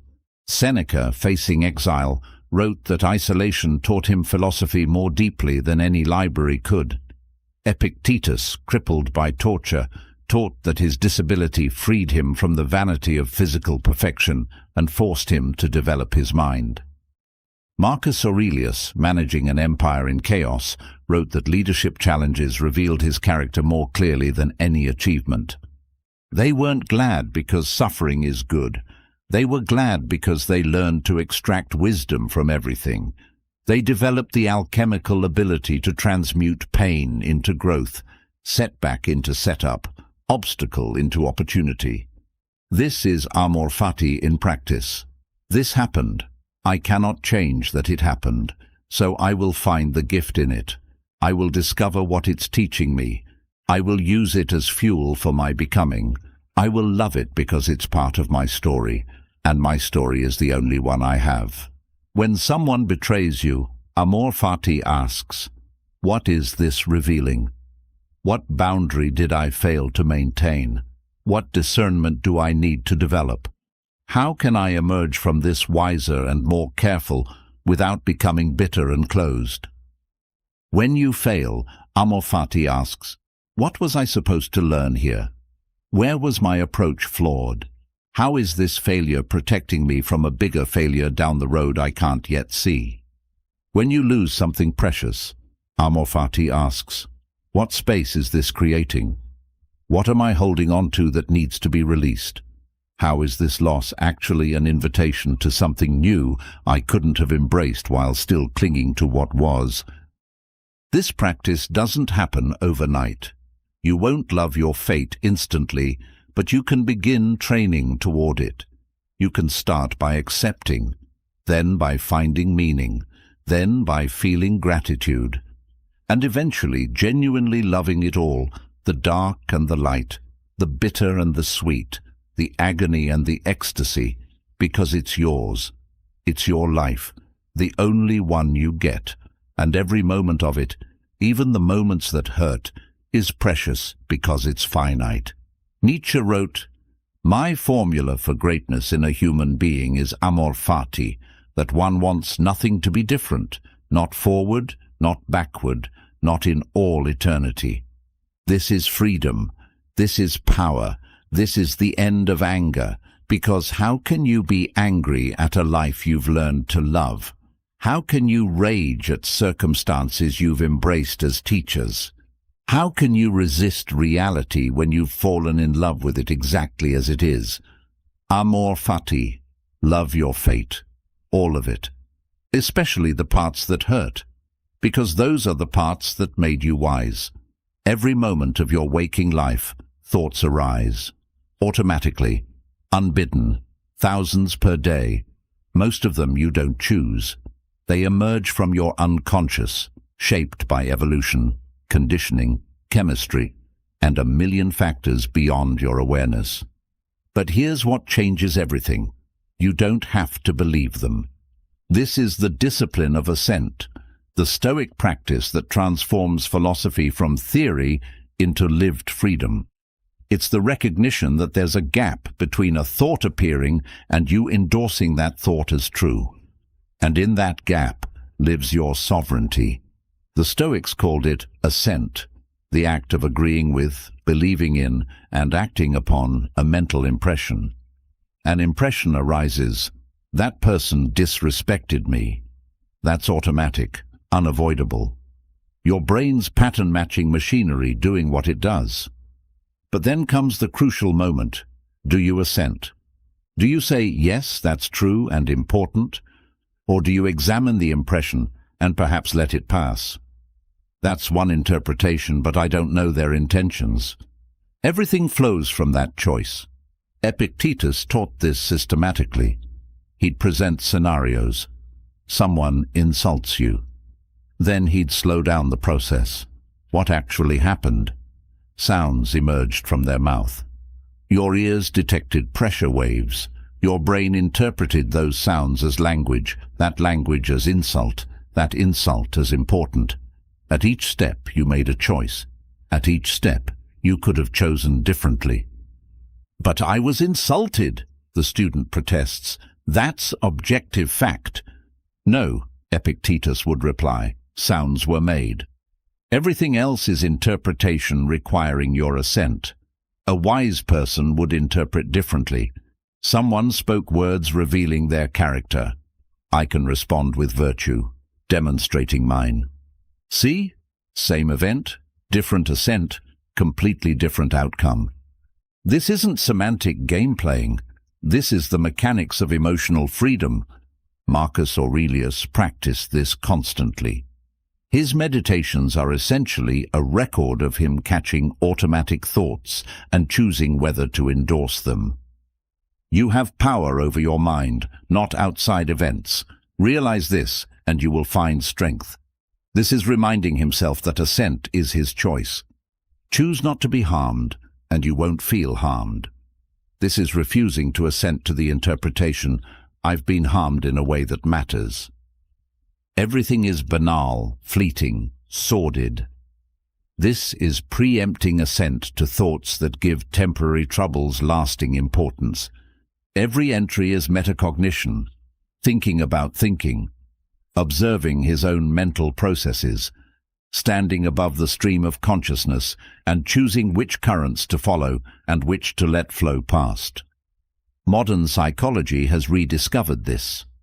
Cognitive behavioral therapy is built on the recognition that thoughts aren't facts. They're mental events you can examine, question, and choose whether to believe. Mindfulness practices call it diffusion, creating space between yourself and your thoughts, recognizing you are not your thoughts, you are the awareness observing them. Same principle the Stoics practiced 2,000 years ago. Different terminology, identical insight. Here's how it works in practice. A thought arises. My coworker deliberately undermined me in that meeting. Automatic response. No discipline. Anger surges. You replay the meeting, gathering evidence, building your case. You complain to others. You plot retaliation. You carry resentment for days, poisoning your peace and your work relationships. Disciplined response. You notice the thought. I'm having the thought that I was deliberately undermined. Let me examine this. What evidence do I actually have for deliberately? Could there be other explanations? They might have been trying to clarify, not criticize. They might not have realized how their question sounded. They might be socially awkward. I don't have access to their intentions, only my interpretation. Do I want to assent to the interpretation that maximizes my suffering, Or can I hold this more lightly? See the difference? You're not suppressing the thought. You're not denying what happened. You're simply refusing to automatically believe the most anger-generating interpretation. You're examining before assenting. The Stoics trained this discipline through specific practices. Morning preparation. Before the day begins, mentally rehearse potential frustrations. Visualize responding with virtue rather than reaction. You're preloading wise responses so you're not caught off guard. Marcus Aurelius. When you wake up, tell yourself, the people I deal with today will be meddling, ungrateful, arrogant. He's not being pessimistic. He's preventing surprise, because surprise amplifies automatic reactions. Evening review. Before sleep, examine your day. Where did you assent unwisely? Where did you catch yourself? Not with judgment, with curiosity. Seneca did this nightly. What bad habit have I cured today? What fault have I resisted? In what respect am I better? This builds pattern recognition. You're teaching your brain to spot the moment of assent in real time. Journaling. Write down automatic thoughts and examine them on paper. I thought, my partner doesn't care about me because they forgot our anniversary. Evidence for, they forgot. Evidence against, they've been under massive stress. They show care in dozens of other ways. Memory isn't love. One oversight doesn't negate years of devotion. Balanced thought, they forgot a date during a stressful period. This says more about their bandwidth than their feelings. I can communicate my hurt without making this evidence of my unworthiness. Suddenly the thought loses its power because you've seen it clearly. The pause. In the moment when anger arises, create space, breathe, count to 6. The purpose isn't the breath or the counting, it's interrupting automatic assent. You're giving your prefrontal cortex time to come back online, to examine rather than react. Seneca. The greatest remedy for anger is delay. This discipline becomes progressively more subtle with practice. At first you catch yourself hours later. Oh, I assented to anger back there when I could have chosen differently. That's progress. You're building awareness. Then you catch yourself minutes later. Wait, why am I still stewing about this? More progress. You're shortening the feedback loop. Eventually, you catch yourself in real time. The thought arises, you see it clearly, and you choose whether to endorse it before the emotion fully activates. This is mastery. This is freedom. But here's the nuance. The goal isn't to never feel anger. It's to never be controlled by anger. Sometimes anger is appropriate. Sometimes you need its energy to set boundaries, fight injustice, protect what matters. But appropriate anger comes from conscious choice, not automatic reaction. It's clean, directed, proportional, and releases when the situation is addressed. The difference is assent. Conscious anger, I'm choosing to be firm here because this boundary must be defended, and I'll return to peace when it's handled. Unconscious anger, I can't help being angry. They made me angry. I'm justified in staying angry. One is sovereign. One is enslaved. The discipline of assent also applies to your identity stories. You might have the thought, I'm an angry person. I have a temper. It's just who I am. This is a thought, an interpretation, an identity you've constructed. Do you want to keep assenting to it, or could you question it? I've developed habits of anger. Habits can change. I'm a person capable of growth. My past patterns don't determine my future choices.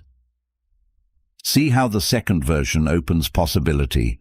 The first makes anger permanent and inevitable. The second makes it optional and changeable. Which serves your freedom? Which deserves your assent? There's a Buddhist teaching that complements this perfectly. Pain is inevitable. Suffering is optional. You can't control the initial thought or feeling. That's pain. That's the first arrow. But you can control whether you shoot second arrows into yourself through rumination, catastrophizing, identification. That's suffering. That's optional. That requires your assent. The Stoics understood this. You're not your thoughts. You're not your emotions. You're the awareness that observes thoughts and emotions. You're the faculty of choice that decides which ones to believe and act upon. That's your hegemonicon, your ruling faculty, the command center that stands above all mental phenomena and governs them. Most people live their entire lives without realizing this. They think they are their thoughts. Whatever thought appears, they automatically believe. They think they are their emotions. Whatever emotion arises, they're swept away by it. They've never discovered the observer, the chooser, the sovereign self that's always been there beneath the turbulence. The discipline of assent reveals this self, slowly, gradually, through practice. You start to notice, I'm having a thought. I'm not the thought. I'm the one noticing the thought. I'm feeling anger. I'm not the anger. I'm the one feeling anger. That shift, from identification to observation, changes everything. Suddenly, you're not at the mercy of your mind. You're the master of it. Not through suppression or control, but through conscious choice about which thoughts deserve your authority and which don't. This is the Stoic mirror, showing you your deepest power, the power to govern your own inner kingdom, not perfectly, not always, but increasingly, consistently, transformatively, one moment of assent at a time. The practice is simple. Notice thoughts. Examine them. Choose consciously whether to believe them. Don't assent automatically. That's it. That's the whole discipline. But simple isn't easy. It requires vigilance, honesty, the willingness to catch yourself in comfortable delusions and self-serving narratives. It requires giving up the satisfaction of righteous anger in exchange for something greater, sovereignty. Do this work, practice this discipline, and you'll discover what the Stoics promised. Freedom not from thoughts and emotions, but from being controlled by them. Freedom not from life's challenges, but from the suffering you add through unwise assent. Freedom to be fully human, thinking, feeling, alive, while remaining unshakable at your core. The question that changes everything: do I want to assent to this? Ask it, again and again, and watch your life transform. Softly now, gently. We've reached the still point at the center of everything. All the philosophy, all the practices, all the understanding, it converges here, in silence, in stillness, in the direct experience of who you are beneath the turbulence. This is not a chapter to read quickly. This is a meditation, an invitation, a doorway you must walk through yourself, alone, to discover what words can only point toward. If you're able, close your eyes, or let your gaze soften, releasing focus on these words, allowing them to become a gentle voice guiding you inward. Breathe. Don't force it. Don't manage it. Just notice breath moving through you, as it has every moment since you were born, without your permission, without your effort. The breath that connects you to every living thing, to the atmosphere of this planet, to the ancient cycles that sustain existence itself. Let yourself settle, like silt settling in stirred water, gradually revealing clarity. You don't have to do anything, just be, just here, just now. Now bring to mind a moment of anger, not to relive it, to observe it. Recent or distant doesn't matter. A moment when anger consumed you, when your chest tightened, your thoughts raced, your body prepared for battle. Don't step back into that moment. Stand outside it. Watch it as if it's a scene from a film. There you are, angry. What do you notice?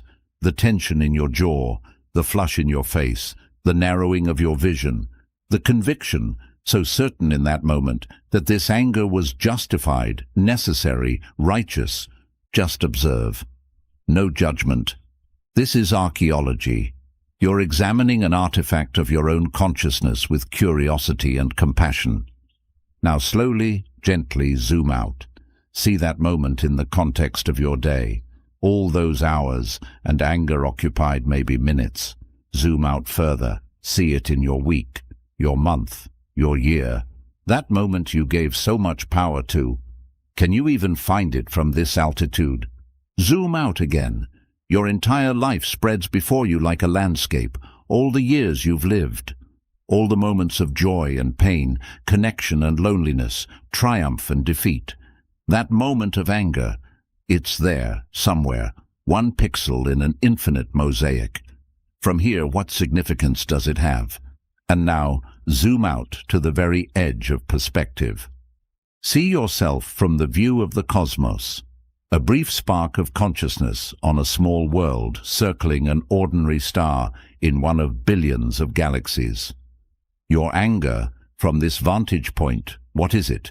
A momentary fluctuation in the electromagnetic activity of 3 pounds of matter. Real, yes. But ultimate? Permanent? Worth sacrificing your peace for? Feel the vastness.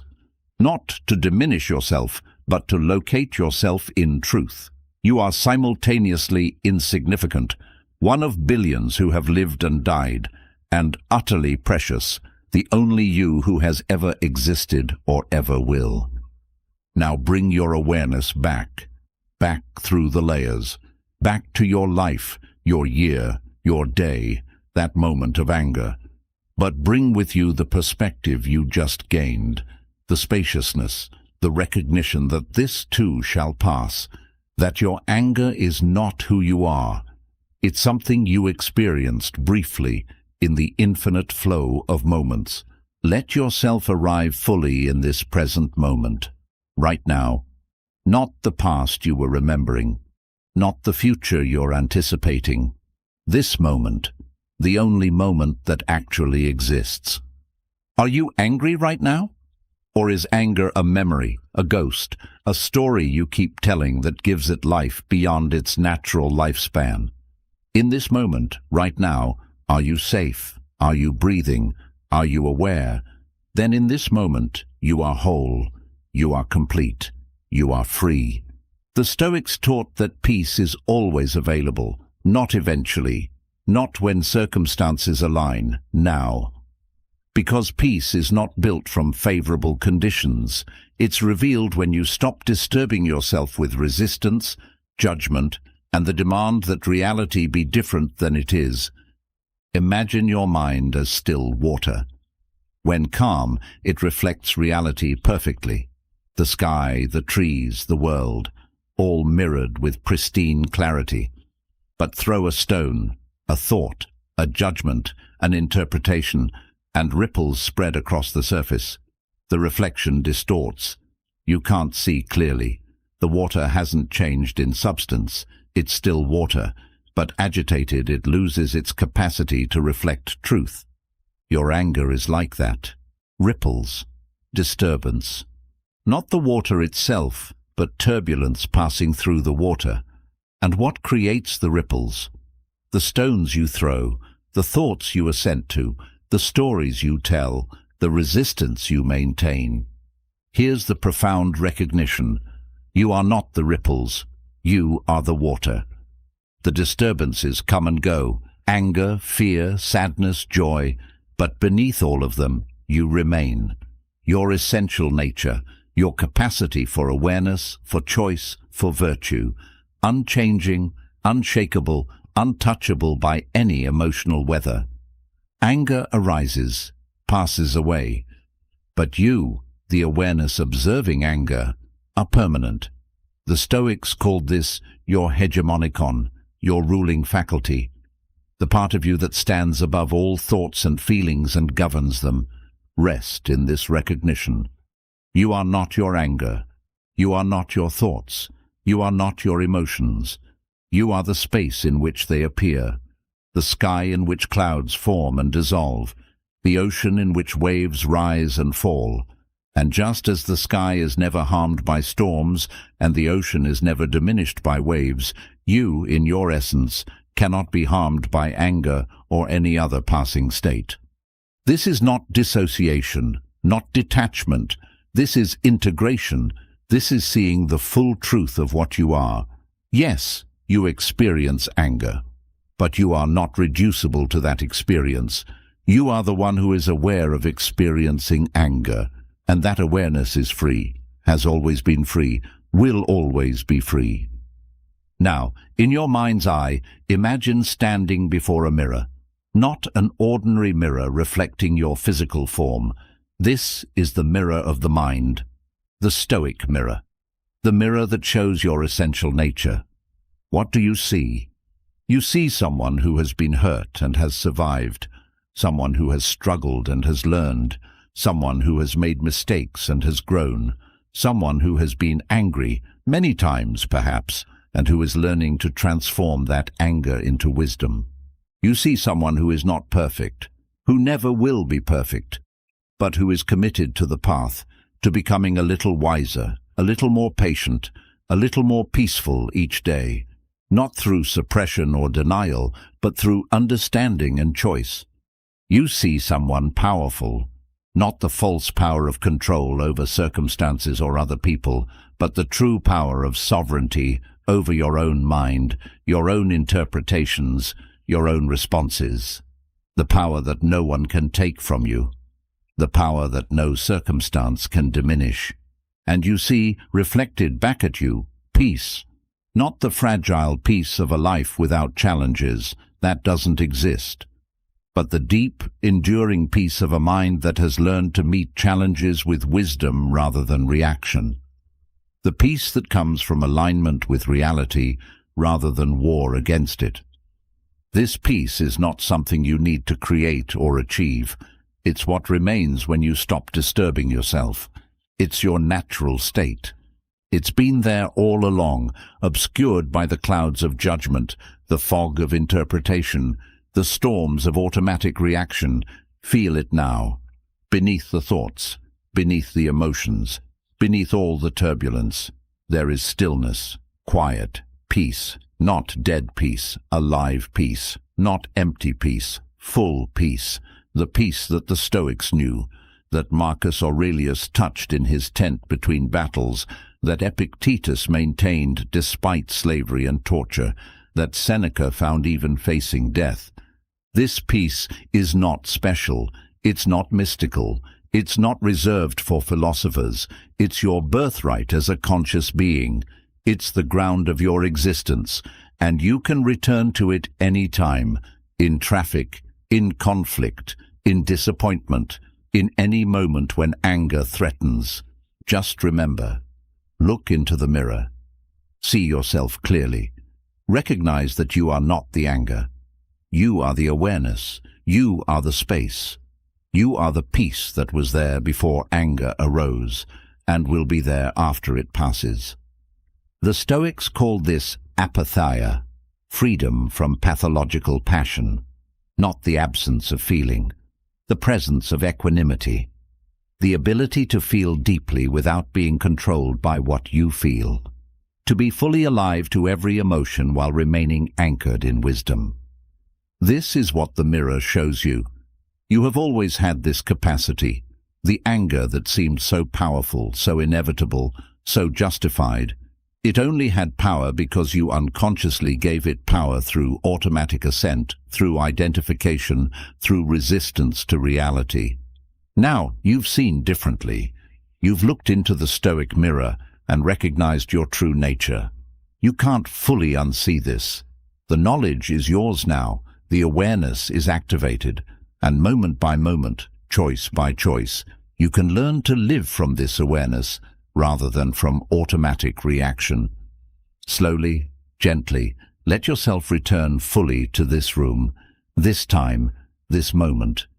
Notice how you feel. Different perhaps than when we began. Calmer, more spacious, more free. This isn't a temporary state induced by meditation. This is your true state, revealed. The meditation simply cleared the fog so you could see it. And now that you've seen it, you can return to it whenever you choose. The Stoics promised that this practice, this returning again and again to clear seeing, to conscious choice, to alignment with reality, would transform your life. Not instantly, not magically, but steadily, surely, inevitably, because once you truly understand that peace is your birthright, that freedom is your nature, that you have the power to choose your response to anything, everything changes. You look into the Stoic mirror and see not who anger has made you, but who wisdom can make you. Not who you were, but who you're becoming. Not a victim of circumstance, but a sovereign being choosing your own path. And in that reflection, you see something beautiful, a human being learning to be free. This is the Stoic way. This is the path of transformation, not the suppression of anger, but the transcendence of it through understanding. The mirror has shown you the truth. Now the question is, what will you do with what you've seen? The journey continues, deeper into practice, into the art of living without anger, into the unshakable mind. But for now, rest in this recognition. You are not the storm. You are the sky in which it passes. You are free. There's a word that sounds like weakness, but contains the secret to ultimate strength. Indifference, not apathy, not callousness, not the cold detachment of someone who doesn't care. Something far more subtle and infinitely more powerful. The Stoics called it apatheia, freedom from pathological passion, the state of being unmoved by external circumstances while remaining fully engaged with virtue, with duty, with love. This is the paradox at the heart of Stoic strength. The less you need from the world, the more powerful you become. The less you're attached to outcomes, the more effectively you can act. The more indifferent you are to external circumstances, the more focused you become on what actually matters, your character, your choices, your virtue. Think about what disturbs your peace. Really think about it. Trace every moment of anger, every instance of anxiety, every surge of fear or frustration. What you'll find is this. You're disturbed because something outside your control isn't behaving as you demand. Your peace depends on circumstances. Your serenity requires the world to cooperate. Your happiness is held hostage by people, events, outcomes that you cannot dictate. This is the opposite of power. This is slavery dressed up as concern. True power, Stoic power, is indifference to everything except virtue. You don't need the promotion to be at peace. You don't need people's approval to have dignity. You don't need perfect health to live well. You don't need fairness, recognition, comfort, or control. You're free because you've stopped basing your inner state on external conditions. Marcus Aurelius embodied this better than almost anyone in history. Imagine, you're the most powerful man in the world, Emperor of Rome. You command legions, control territories from Britain to Egypt, live in palaces, have access to every luxury civilization can provide. And you're writing in your journal, very little is needed to make a happy life. It is all within yourself, in your way of thinking. He understood something most people never grasp. External power is nothing compared to internal sovereignty. You can rule an empire and be enslaved by your own desires, fears, and attachments. Or you can have nothing and be perfectly free. In 165 CE, plague swept through Rome. The Antonine Plague, likely smallpox, would kill millions. It ravaged the empire for years. People were dying in the streets. The economy collapsed. Social order fractured. Marcus Aurelius, instead of fleeing to safety, stayed in Rome, managing the crisis, visiting the sick, making impossible decisions about resources, watching his own people suffer and die. And what did he write in his private journal during this catastrophe? Loss is nothing other than change, and change is nature's delight. not denial, not pretending everything was fine, but refusing to be destroyed by circumstances he couldn't control, accepting what was, finding his duty within the chaos, maintaining his virtue when everything was falling apart. This is apatheia. Not that he didn't feel the pain of loss, not that he was unmoved by suffering, but that he wasn't controlled by those feelings. He experienced them fully and then returned to his center, to what he could control, to his responsibility, to virtue. The plague couldn't touch that. Death couldn't diminish that. Chaos couldn't shake that. He wrote, "You have power over your mind, not outside events. Realize this, and you will find strength during a plague, during a war, during the collapse of everything familiar." He found strength not despite these circumstances, but through his relationship with them, through indifference to outcomes and attachment to virtue. This is what the Stoics mean by the indifferent. Not that nothing matters, but that external things, health, wealth, reputation, comfort, even life itself, are neither good nor bad in themselves. They're preferred, certainly, but they're not necessary for your flourishing. They're not determinative of your character. They're material conditions that come and go, while virtue, your character, remains the only true good. The power in this is immense. Once you're genuinely indifferent to external outcomes, you become uncancelable. No threat works. No bribe tempts you from your path. No approval intoxicates you. No rejection devastates you. You're anchored in something that cannot be touched by fortune or circumstance. Imagine living this way. Your boss can't manipulate you with the promise of promotion because you don't need it. Your critics can't wound you because their opinion doesn't define your worth. The economy can't terrify you because your peace doesn't depend on your portfolio. Even death can't frighten you because you understand that what makes you you, your character, your choices, your virtue, can't be killed. This isn't about not caring. It's about caring deeply about what matters and releasing attachment to what doesn't. It's about pouring your energy into your character instead of trying to control circumstances. It's about being like water, flowing around obstacles, adapting to containers, but never losing your essential nature. The paradox deepens. This indifference makes you more effective, not less. When you're not attached to outcomes, you can act more clearly. When you don't need a particular result, you're not paralyzed by the fear of failure. When your peace doesn't depend on success, you're free to attempt the difficult, the uncertain, the risky. Athletes call this being in the zone. Psychologists call it flow. The Stoics called it apatheia. That state where you're fully engaged but not anxiously attached, where you're giving everything but not desperate for a particular outcome, where you're playing the game with complete commitment but not defining yourself by the score. Marcus Aurelius, Managing an Empire in Crisis. Do your job without concern for the outcome. Do it as it should be done and let the rest take care of itself. He's not advocating for carelessness. He's advocating for excellence without attachment. Do the right thing, do it well, then release it. The outcome isn't yours to control anyway.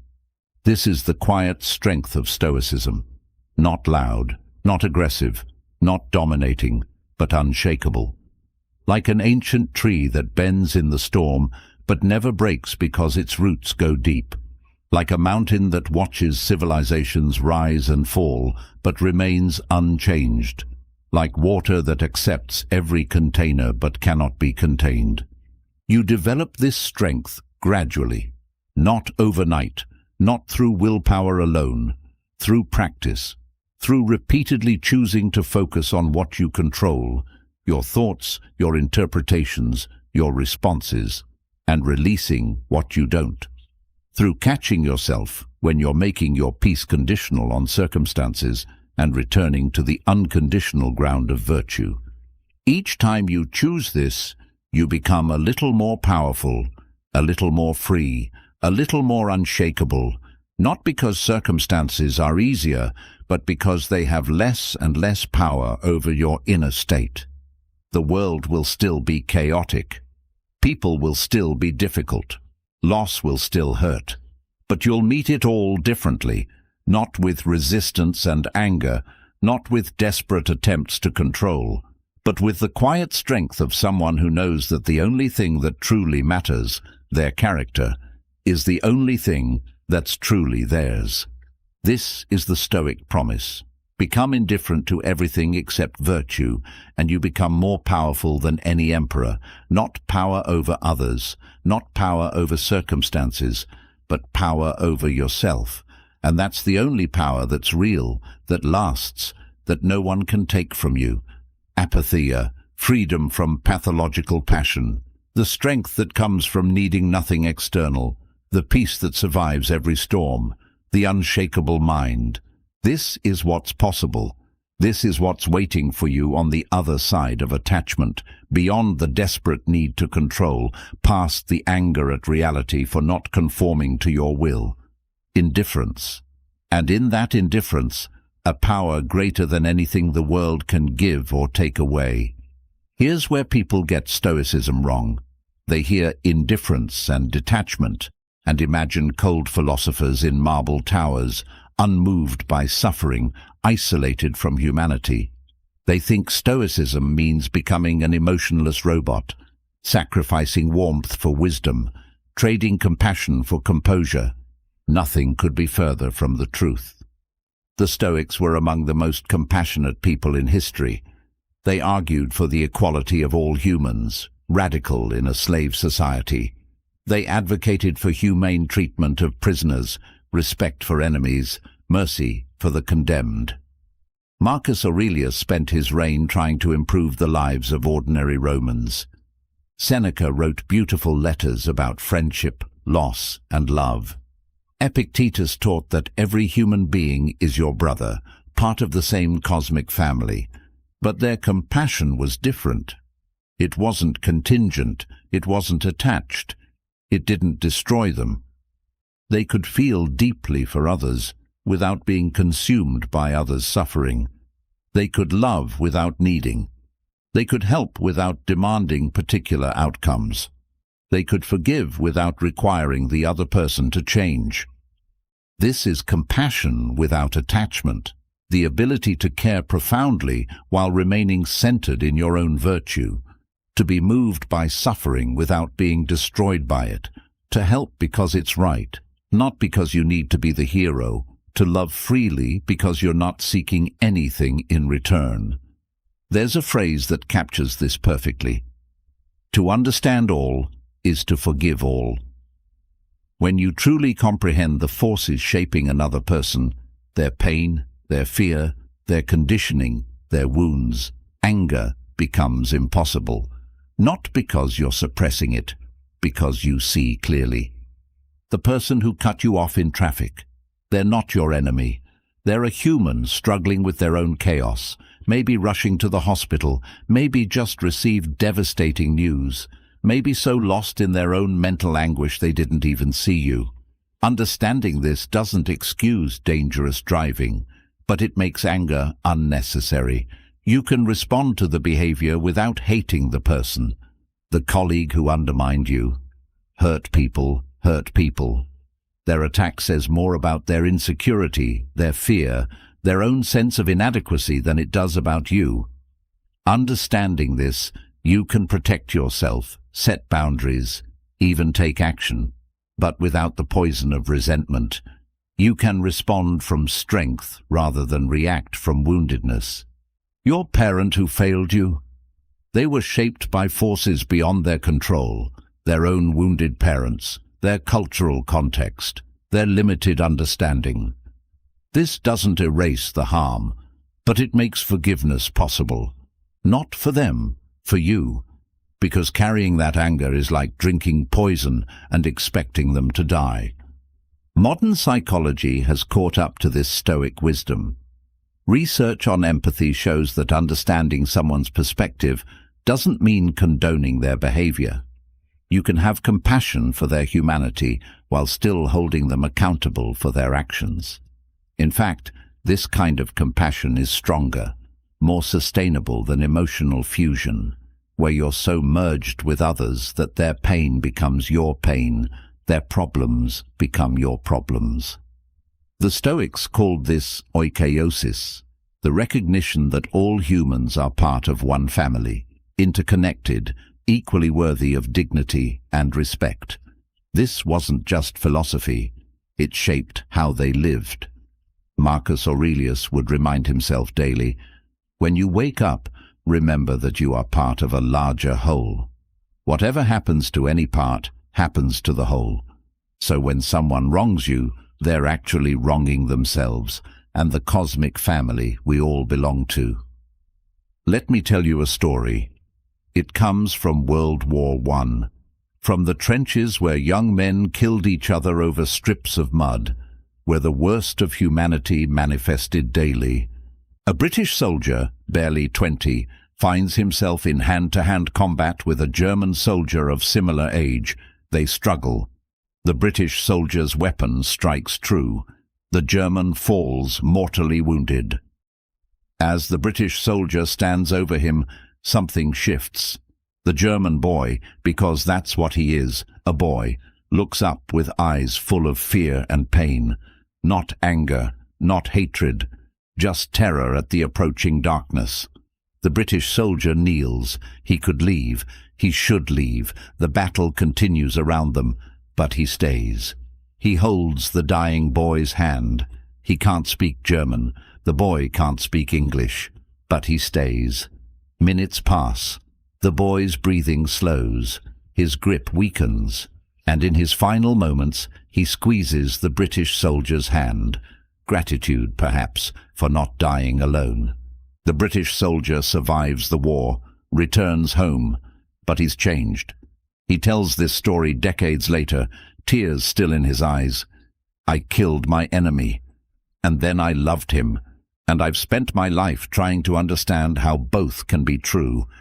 This is Stoic compassion, not naive, not weak, not pretending that conflict doesn't exist or that difficult actions aren't sometimes necessary, but maintaining humanity in the midst of it all, seeing the person behind the enemy, recognizing shared humanity even in the worst circumstances. Understanding all is forgiving all, not because everything is acceptable, but because understanding reveals that people are doing the best they can with the awareness, tools, and circumstances they have. This doesn't excuse harm, but it makes holding on to anger unnecessary. It transforms how you relate to those who've hurt you. Your anger at them was never about them. It was about you, your wound, your expectation, your interpretation of what their behavior meant about you.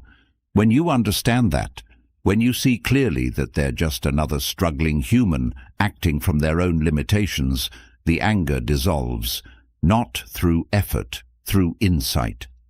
This is equanimity, the psychological term for emotional steadiness, the ability to meet all experiences, pleasant and unpleasant, fair and unfair, gentle and harsh, with the same composed presence. It's not cold indifference, it's warm acceptance, it's loving the world as it is, humans as they are, including all the messy, broken, beautiful complexity. The Stoics weren't detached from emotion, they were detached from the need to control emotion. They felt deeply, love, grief, joy, sadness, but they weren't controlled by those feelings. They could weep at a funeral and still accept death as natural. They could love someone completely without needing that person to be different. They could fight for justice without hating those who perpetuate injustice. This is the paradox. When you stop needing people to change, you become more effective at helping them change. When you stop demanding the world be different, you work more skillfully to improve it. When you forgive those who've harmed you, you're finally free to respond wisely rather than reactively. Compassion without attachment means you can care for someone struggling with addiction without being destroyed when they relapse. You can support a friend through depression without taking on their depression as your own. You can love your children fiercely without needing them to fulfill your dreams or validate your parenting. You can work for social justice without being consumed by hatred for those who perpetuate injustice. You care. Deeply. Profoundly. But your caring doesn't depend on outcomes. Your peace doesn't require others to change. Your love doesn't demand reciprocation. You give because giving is virtuous, not because you need something in return. This is strength that looks like softness, power that looks like vulnerability, freedom that looks like surrender. You can be hurt but not destroyed, disappointed but not devastated, betrayed but not broken, because you're anchored in something that no external circumstance can touch. The British soldier holding his dying enemy's hand, that's not weakness. That's the highest form of strength, to meet horror with humanity, to respond to violence with compassion, to see the person you just killed as a person, deserving of dignity and death, tears and transcendence. They're not opposites, they're partners. You can cry and still be at peace. You can feel and still be free. You can love completely and still be unshakable. This is what the Stoics understood that so many miss. Compassion isn't attachment. Love isn't need. Caring isn't control. You can hold it all, the pain of the world, the suffering of those you love, the injustice you witness, without being consumed by it. Not because you're numb, because you're wise. Not because you don't care. Because you care in a way that's sustainable, that doesn't destroy you, that actually allows you to help. This is compassion without attachment. This is love without fear. This is the unshakable mind meeting the broken world with an open heart, clear eyes and hands ready to help.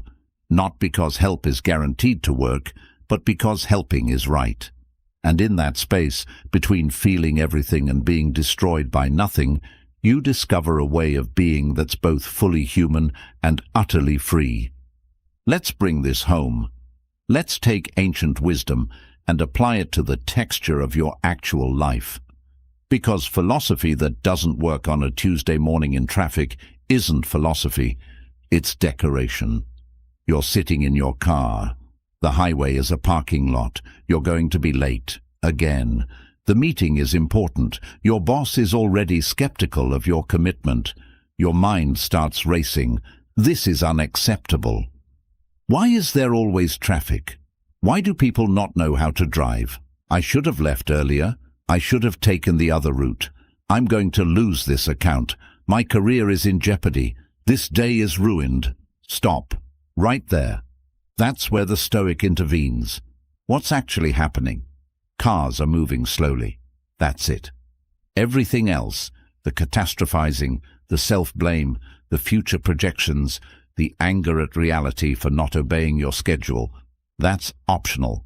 That's you disturbing yourself.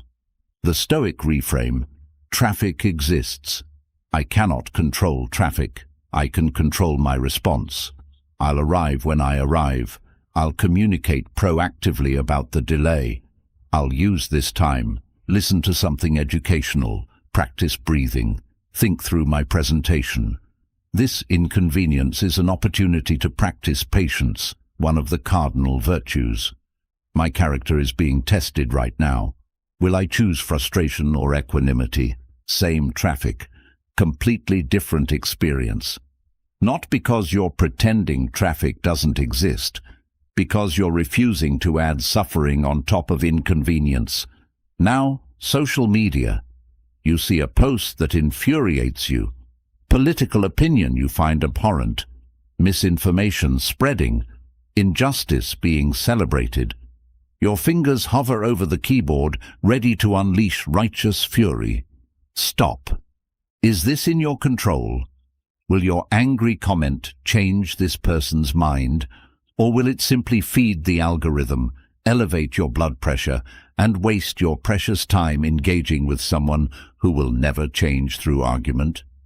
The Stoic approach. I cannot control what people post.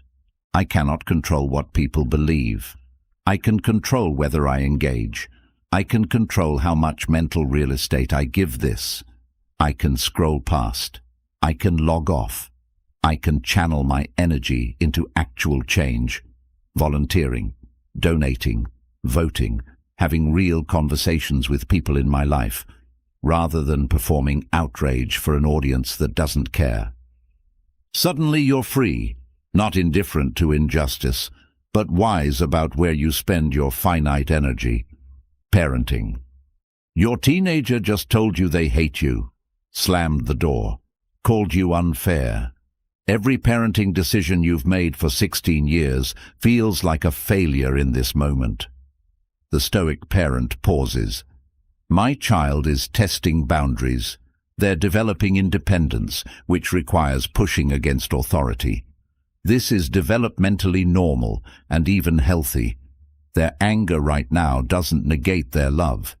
My worth as a parent isn't determined by whether they like my decisions. My job is to be wise and consistent, not to be liked. This moment is uncomfortable, but it's not a catastrophe. I can remain calm, hold the boundary, and trust that our relationship will survive this, maybe even strengthen from it. Same conflict. But now you're responding from wisdom instead of reacting from hurt ego. You're modeling the emotional regulation you're trying to teach. You're being the parent they need, not the one they want in this moment. Loss. Someone you love has died. The grief is overwhelming. The world feels empty. People offer platitudes that mean nothing. You're angry at death, at life, at yourself for every moment you didn't fully appreciate them. The Stoic doesn't suppress this grief, but they transform their relationship with it. This pain is love persisting. I grieve because I loved deeply. That's beautiful, not weak. Death was always coming, for them, for me, for everyone. I cannot change that, but I can honor their life by living mine well. I can transform this grief into gratitude for the time we had. I can let their death remind me that everyone I love is temporary, so I can love them more fully while they're here. I can carry their memory without letting the loss destroy me. This isn't bypassing grief, it's metabolizing it, feeling it fully while refusing to let it become your identity, your permanent state, your excuse to stop living. These are the moments where Stoicism becomes real. Not in philosophical discourse, but in the mundane, difficult, ordinary moments that comprise most of life. The Stoic techniques aren't complicated. Journaling. Every evening review your day. Where did you respond with virtue? Where did you react from ego? What will you practice tomorrow? Marcus Aurelius did this nightly, and his journal became Meditations, one of history's great books. Your journal might never be published. Do it anyway. It's not for posterity, it's for clarity. Reframing. Catch negative interpretations. Ask, is this true? Is it helpful? What would wisdom say here? Write down your automatic thought, then deliberately generate alternatives. This trains your brain to see options instead of assuming your first interpretation is reality. Gratitude. Before sleep, name 3 things you're grateful for, not abstractly, specifically. The Stoics practiced this constantly: gratitude for breath, for awareness, for the ability to choose virtue even when circumstances are difficult. Gratitude doesn't deny hardship, it puts it in context. Negative visualization. Imagine loss before it happens, not morbidly, wisely. Picture your partner dying, your health failing, your possessions disappearing. This isn't pessimism, it's preparation. When you've already contemplated the worst, you're not blindsided, and it makes you appreciate what you have while you have it. The pause. Between stimulus and response, create space. Breathe. Count to 6. This interrupts automaticity and gives your prefrontal cortex time to engage. It's simple. It's powerful. It works. But here's the real question, the one that changes everything. What if you stopped expecting life to obey you? Seriously, what if you released the demand that reality conform to your preferences? What if you accepted that traffic exists, people are difficult, bodies get sick, relationships end, plans fail, and the universe is fundamentally indifferent to your comfort? This sounds depressing. It's actually liberating. Because once you stop demanding the impossible, a life without friction, you can focus on what's possible, developing a character that can handle friction with grace. You're not owed easy. You're not guaranteed fair. You're not promised comfortable. But you are given the capacity to choose your response to whatever arrives. That capacity is enough, more than enough. It's everything. The modern Stoic isn't someone who has no problems.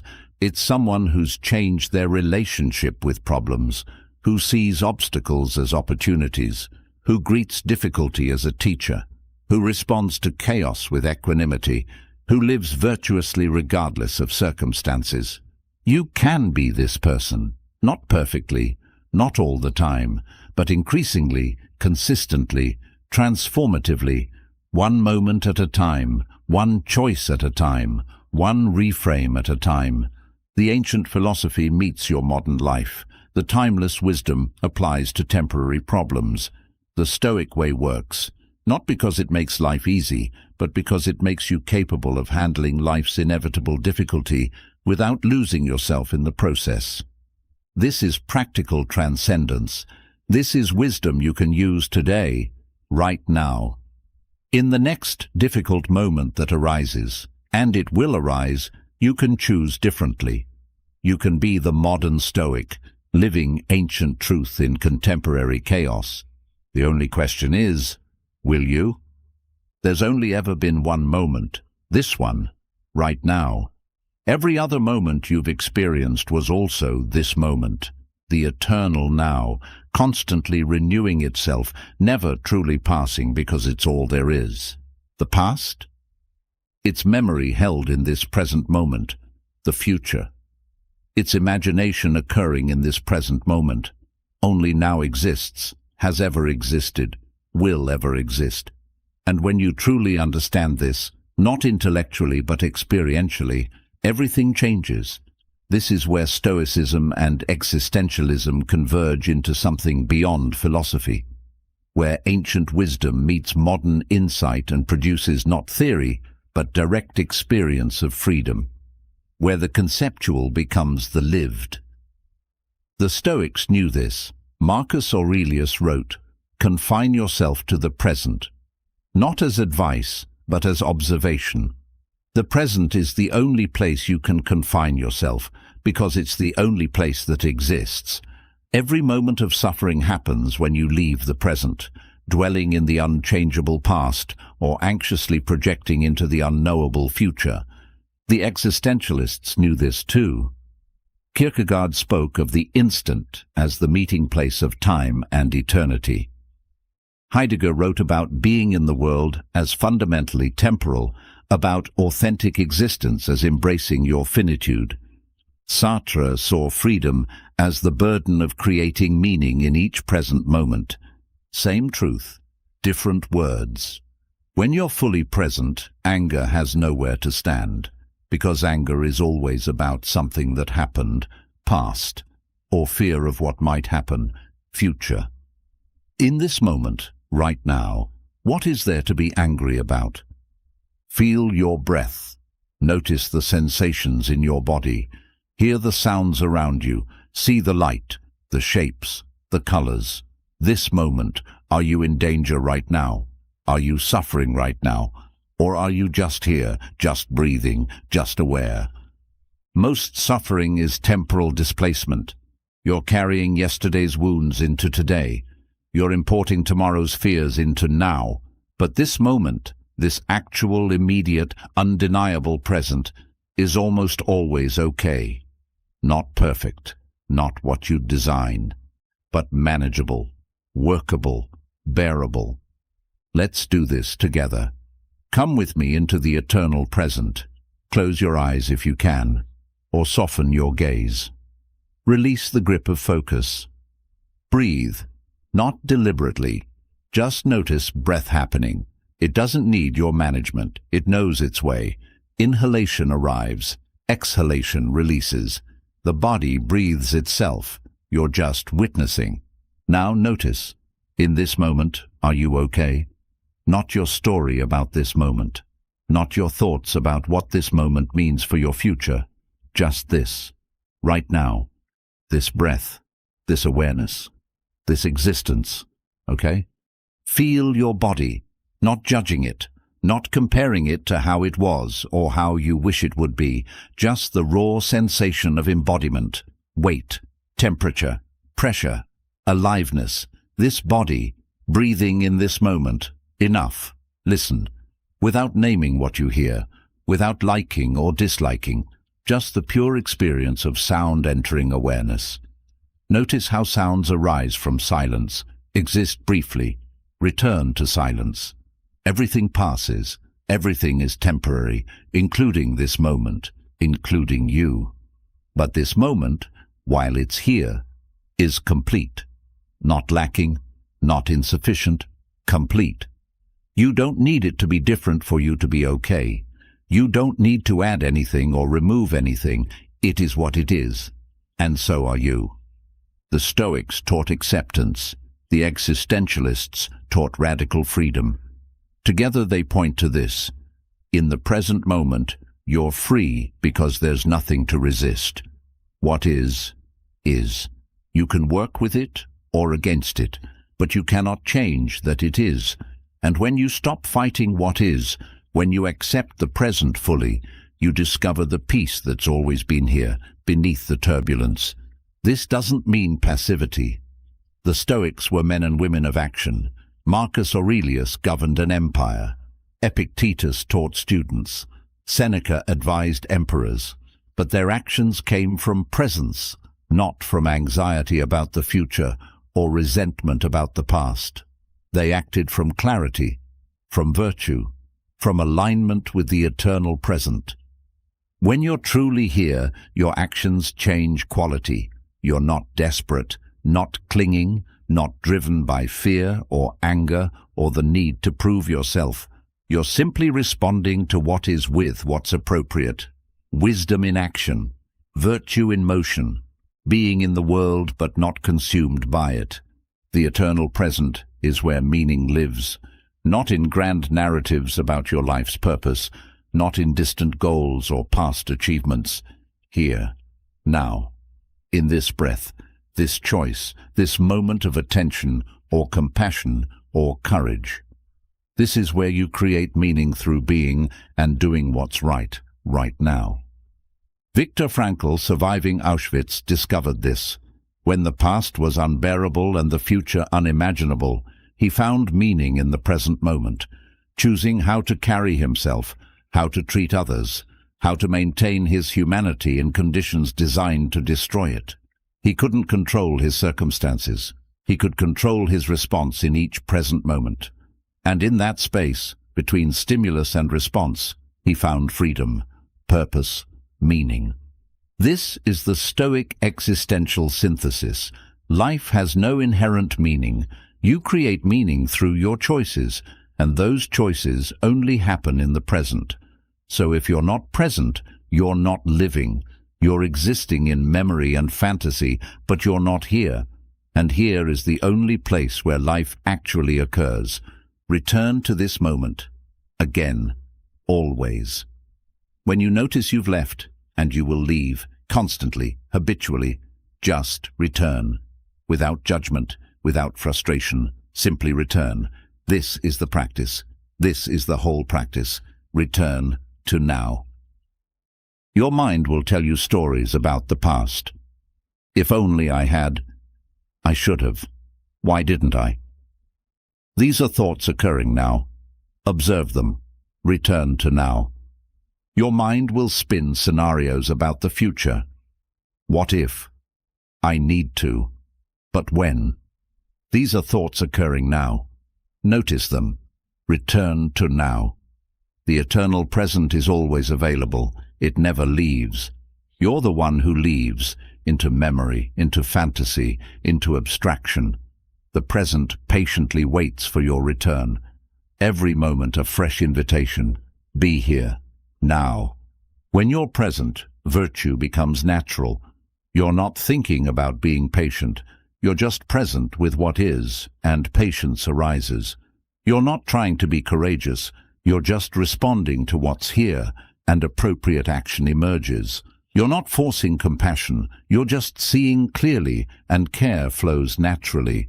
The unshakable mind is the present mind, because what can shake you when you're not carrying the weight of past and future? What can disturb you when you're simply here, meeting reality directly, without the distorting lens of fear or desire? This is the promise of all wisdom traditions, the peace beyond understanding, the freedom beyond circumstance, the love beyond need. It's not somewhere else. It's not in the future, after you've finally gotten your life together. It's here, it's now, it's always been now, and now is always enough. Slowly, gently, return your attention outward. To this page, these words, this moment of reading. Notice how you feel. Different, perhaps, than moments ago. Clearer, more settled, more here. This is your natural state, not the turbulence, the peace, not the resistance, the acceptance, not the anxiety about past and future, the simple presence in what is. The eternal present welcomes you, always, in every moment. Return to it as often as you need, 1,000 times a day if necessary. It never tires of receiving you. It never judges your absence. It simply waits, patient and eternal, for your return. Now, always now, only now. The eternal present, where anger cannot exist because there's nothing to resist, where peace is found because there's nowhere else to seek, where you finally come home. We've traveled far together, from the fire of anger to the stillness of presence, from the chaos of reaction to the sovereignty of choice, from slavery to circumstances to freedom in virtue. This is where we've arrived. This is what you've discovered. But let me tell you something true. Anger was never your enemy. This entire journey, all these words, all these practices, all this philosophy, wasn't about defeating anger. It was about understanding it so completely that you no longer need it. It was about seeing anger for what it truly is, an invitation, a teacher, a messenger pointing toward wounds that need healing, boundaries that need setting, expectations that need releasing. Anger came to show you where you're trying to control what you cannot control, where you're making your peace contingent on circumstances, where you're basing your worth on external validation, where you're resisting reality instead of working with it. Every moment of anger contained a lesson. And now, having learned those lessons, you're free. Not because you've suppressed anger, not because you've transcended emotion, but because you've transformed your relationship with everything. You've learned to see clearly, to interpret wisely, to respond from virtue instead of react from ego. You've discovered that you're not at the mercy of circumstances. You're the one who decides what circumstances mean. Let me take you back through this journey one more time. But now, instead of analysis, let this be poetry. Let this be recognition. Let this be the truth you've always known, but forgot until now. You are not the fire. You are the sky, vast, silent, and untouched. When anger arises, you see it now for what it is, clouds passing through the infinite space of your awareness. You are the sky in which these clouds form and dissolve. The sky is never disturbed by clouds. The sky never fights the storm. It simply holds all weather with the same spacious equanimity. You are not your thoughts. You are the one who observes thoughts. Every interpretation, every judgment, every story your mind creates, these are mental events appearing in consciousness. But you are the consciousness itself, the awareness that remains when thoughts come and go. You can witness anger without becoming it.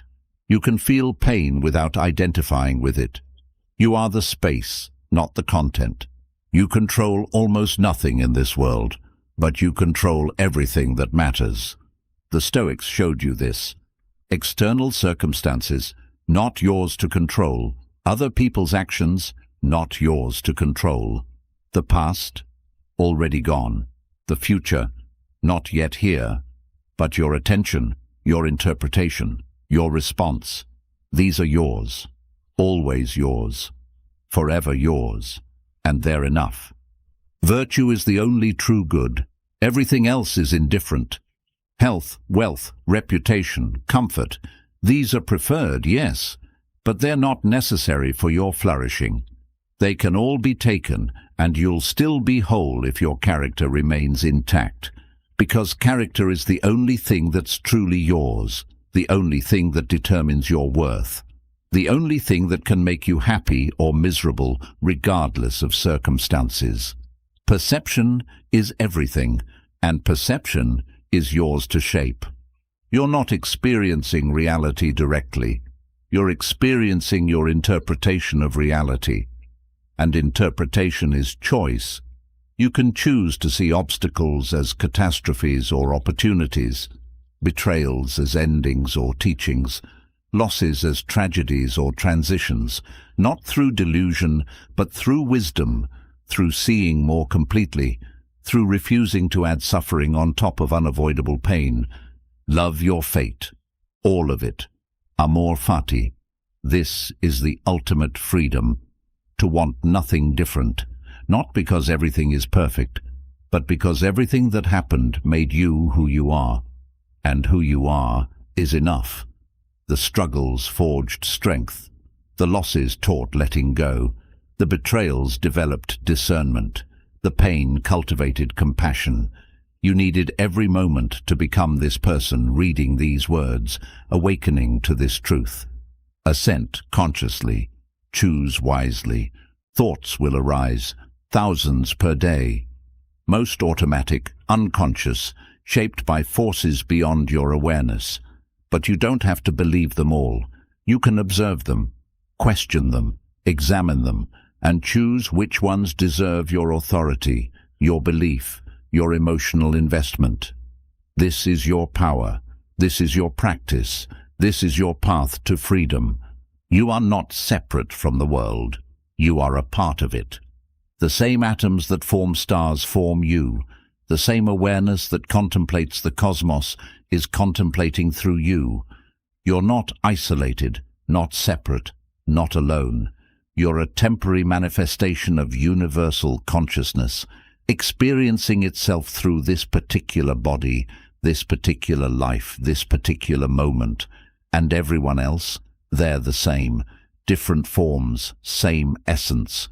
This is why compassion is natural, why forgiveness is possible, why anger is optional.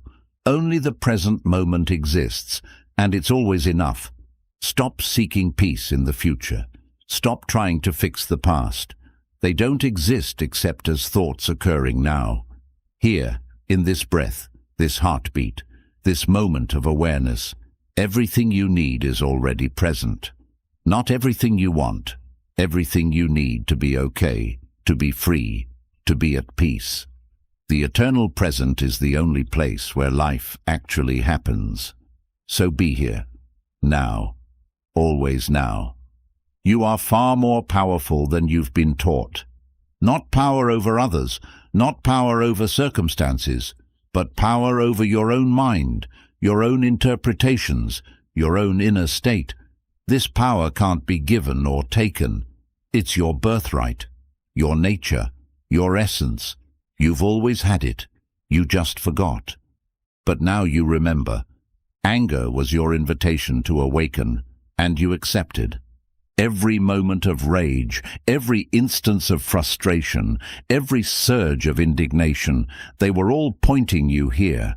to this understanding, to this freedom, to this recognition that you're not who anger told you that you were.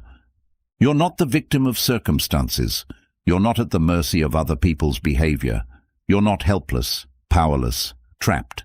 You are sovereign. You are free. You are unshakable. Not because you've achieved perfection, but because you've discovered something more important than perfection, the ability to remain centered regardless of circumstances, to maintain virtue when everything is falling apart, to choose wisdom when anger is easier, to be human, fully, messily, beautifully human, while remaining free from the tyranny of unconscious reaction. This is what you've become through this journey. Not a philosopher, not a saint, not someone special, just someone awake. Someone who's seen through the illusion that external circumstances determine internal states. Someone who's recognized that peace isn't found. It's uncovered by removing the obstacles you've placed in front of it. And now, having seen this, you cannot fully unsee it. The knowledge is yours. The practice is available. The path is clear.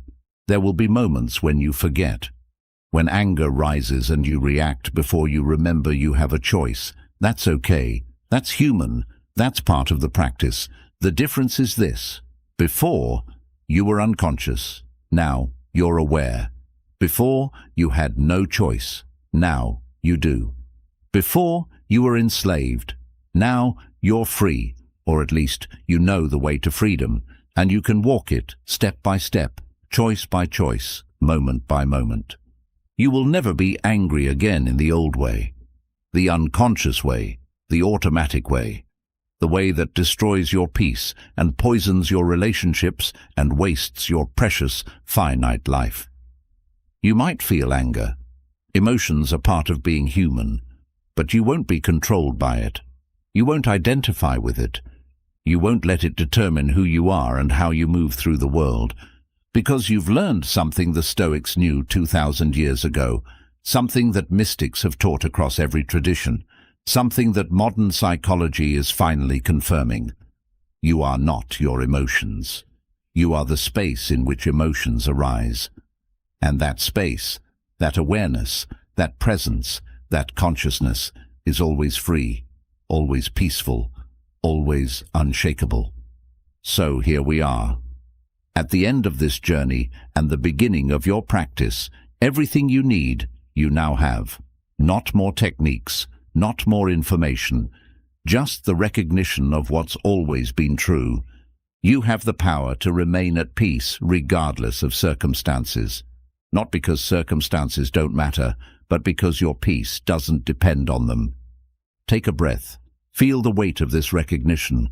You're standing at a threshold. Behind you, the old way, unconscious reaction, automatic anger, peace held hostage by circumstances. Ahead of you, the new way, conscious response, wise choice, unshakable peace regardless of what happens. You can cross this threshold. You can become the person you glimpsed in these pages, calm, centered, clear-minded, compassionate, free, not perfect, not superhuman, just awake, just present, just willing to practice again and again until the practice becomes your nature. The Stoic way is waiting. The eternal present is here. The unshakable mind is possible. Your freedom is available. All that remains is this. Will you claim it? Will you practice? Will you return again and again to the truth that you are not the storm, you are the sky? The answer is yours. It's always been yours. And in giving that answer through your daily choices, you write the story of who you're becoming. May you become unshakable. May you become free. May you discover the peace that was always there, waiting beneath the turbulence, patient and eternal as the sky itself. You are not the fire. You are the sky, vast, silent, and untouched. Welcome home.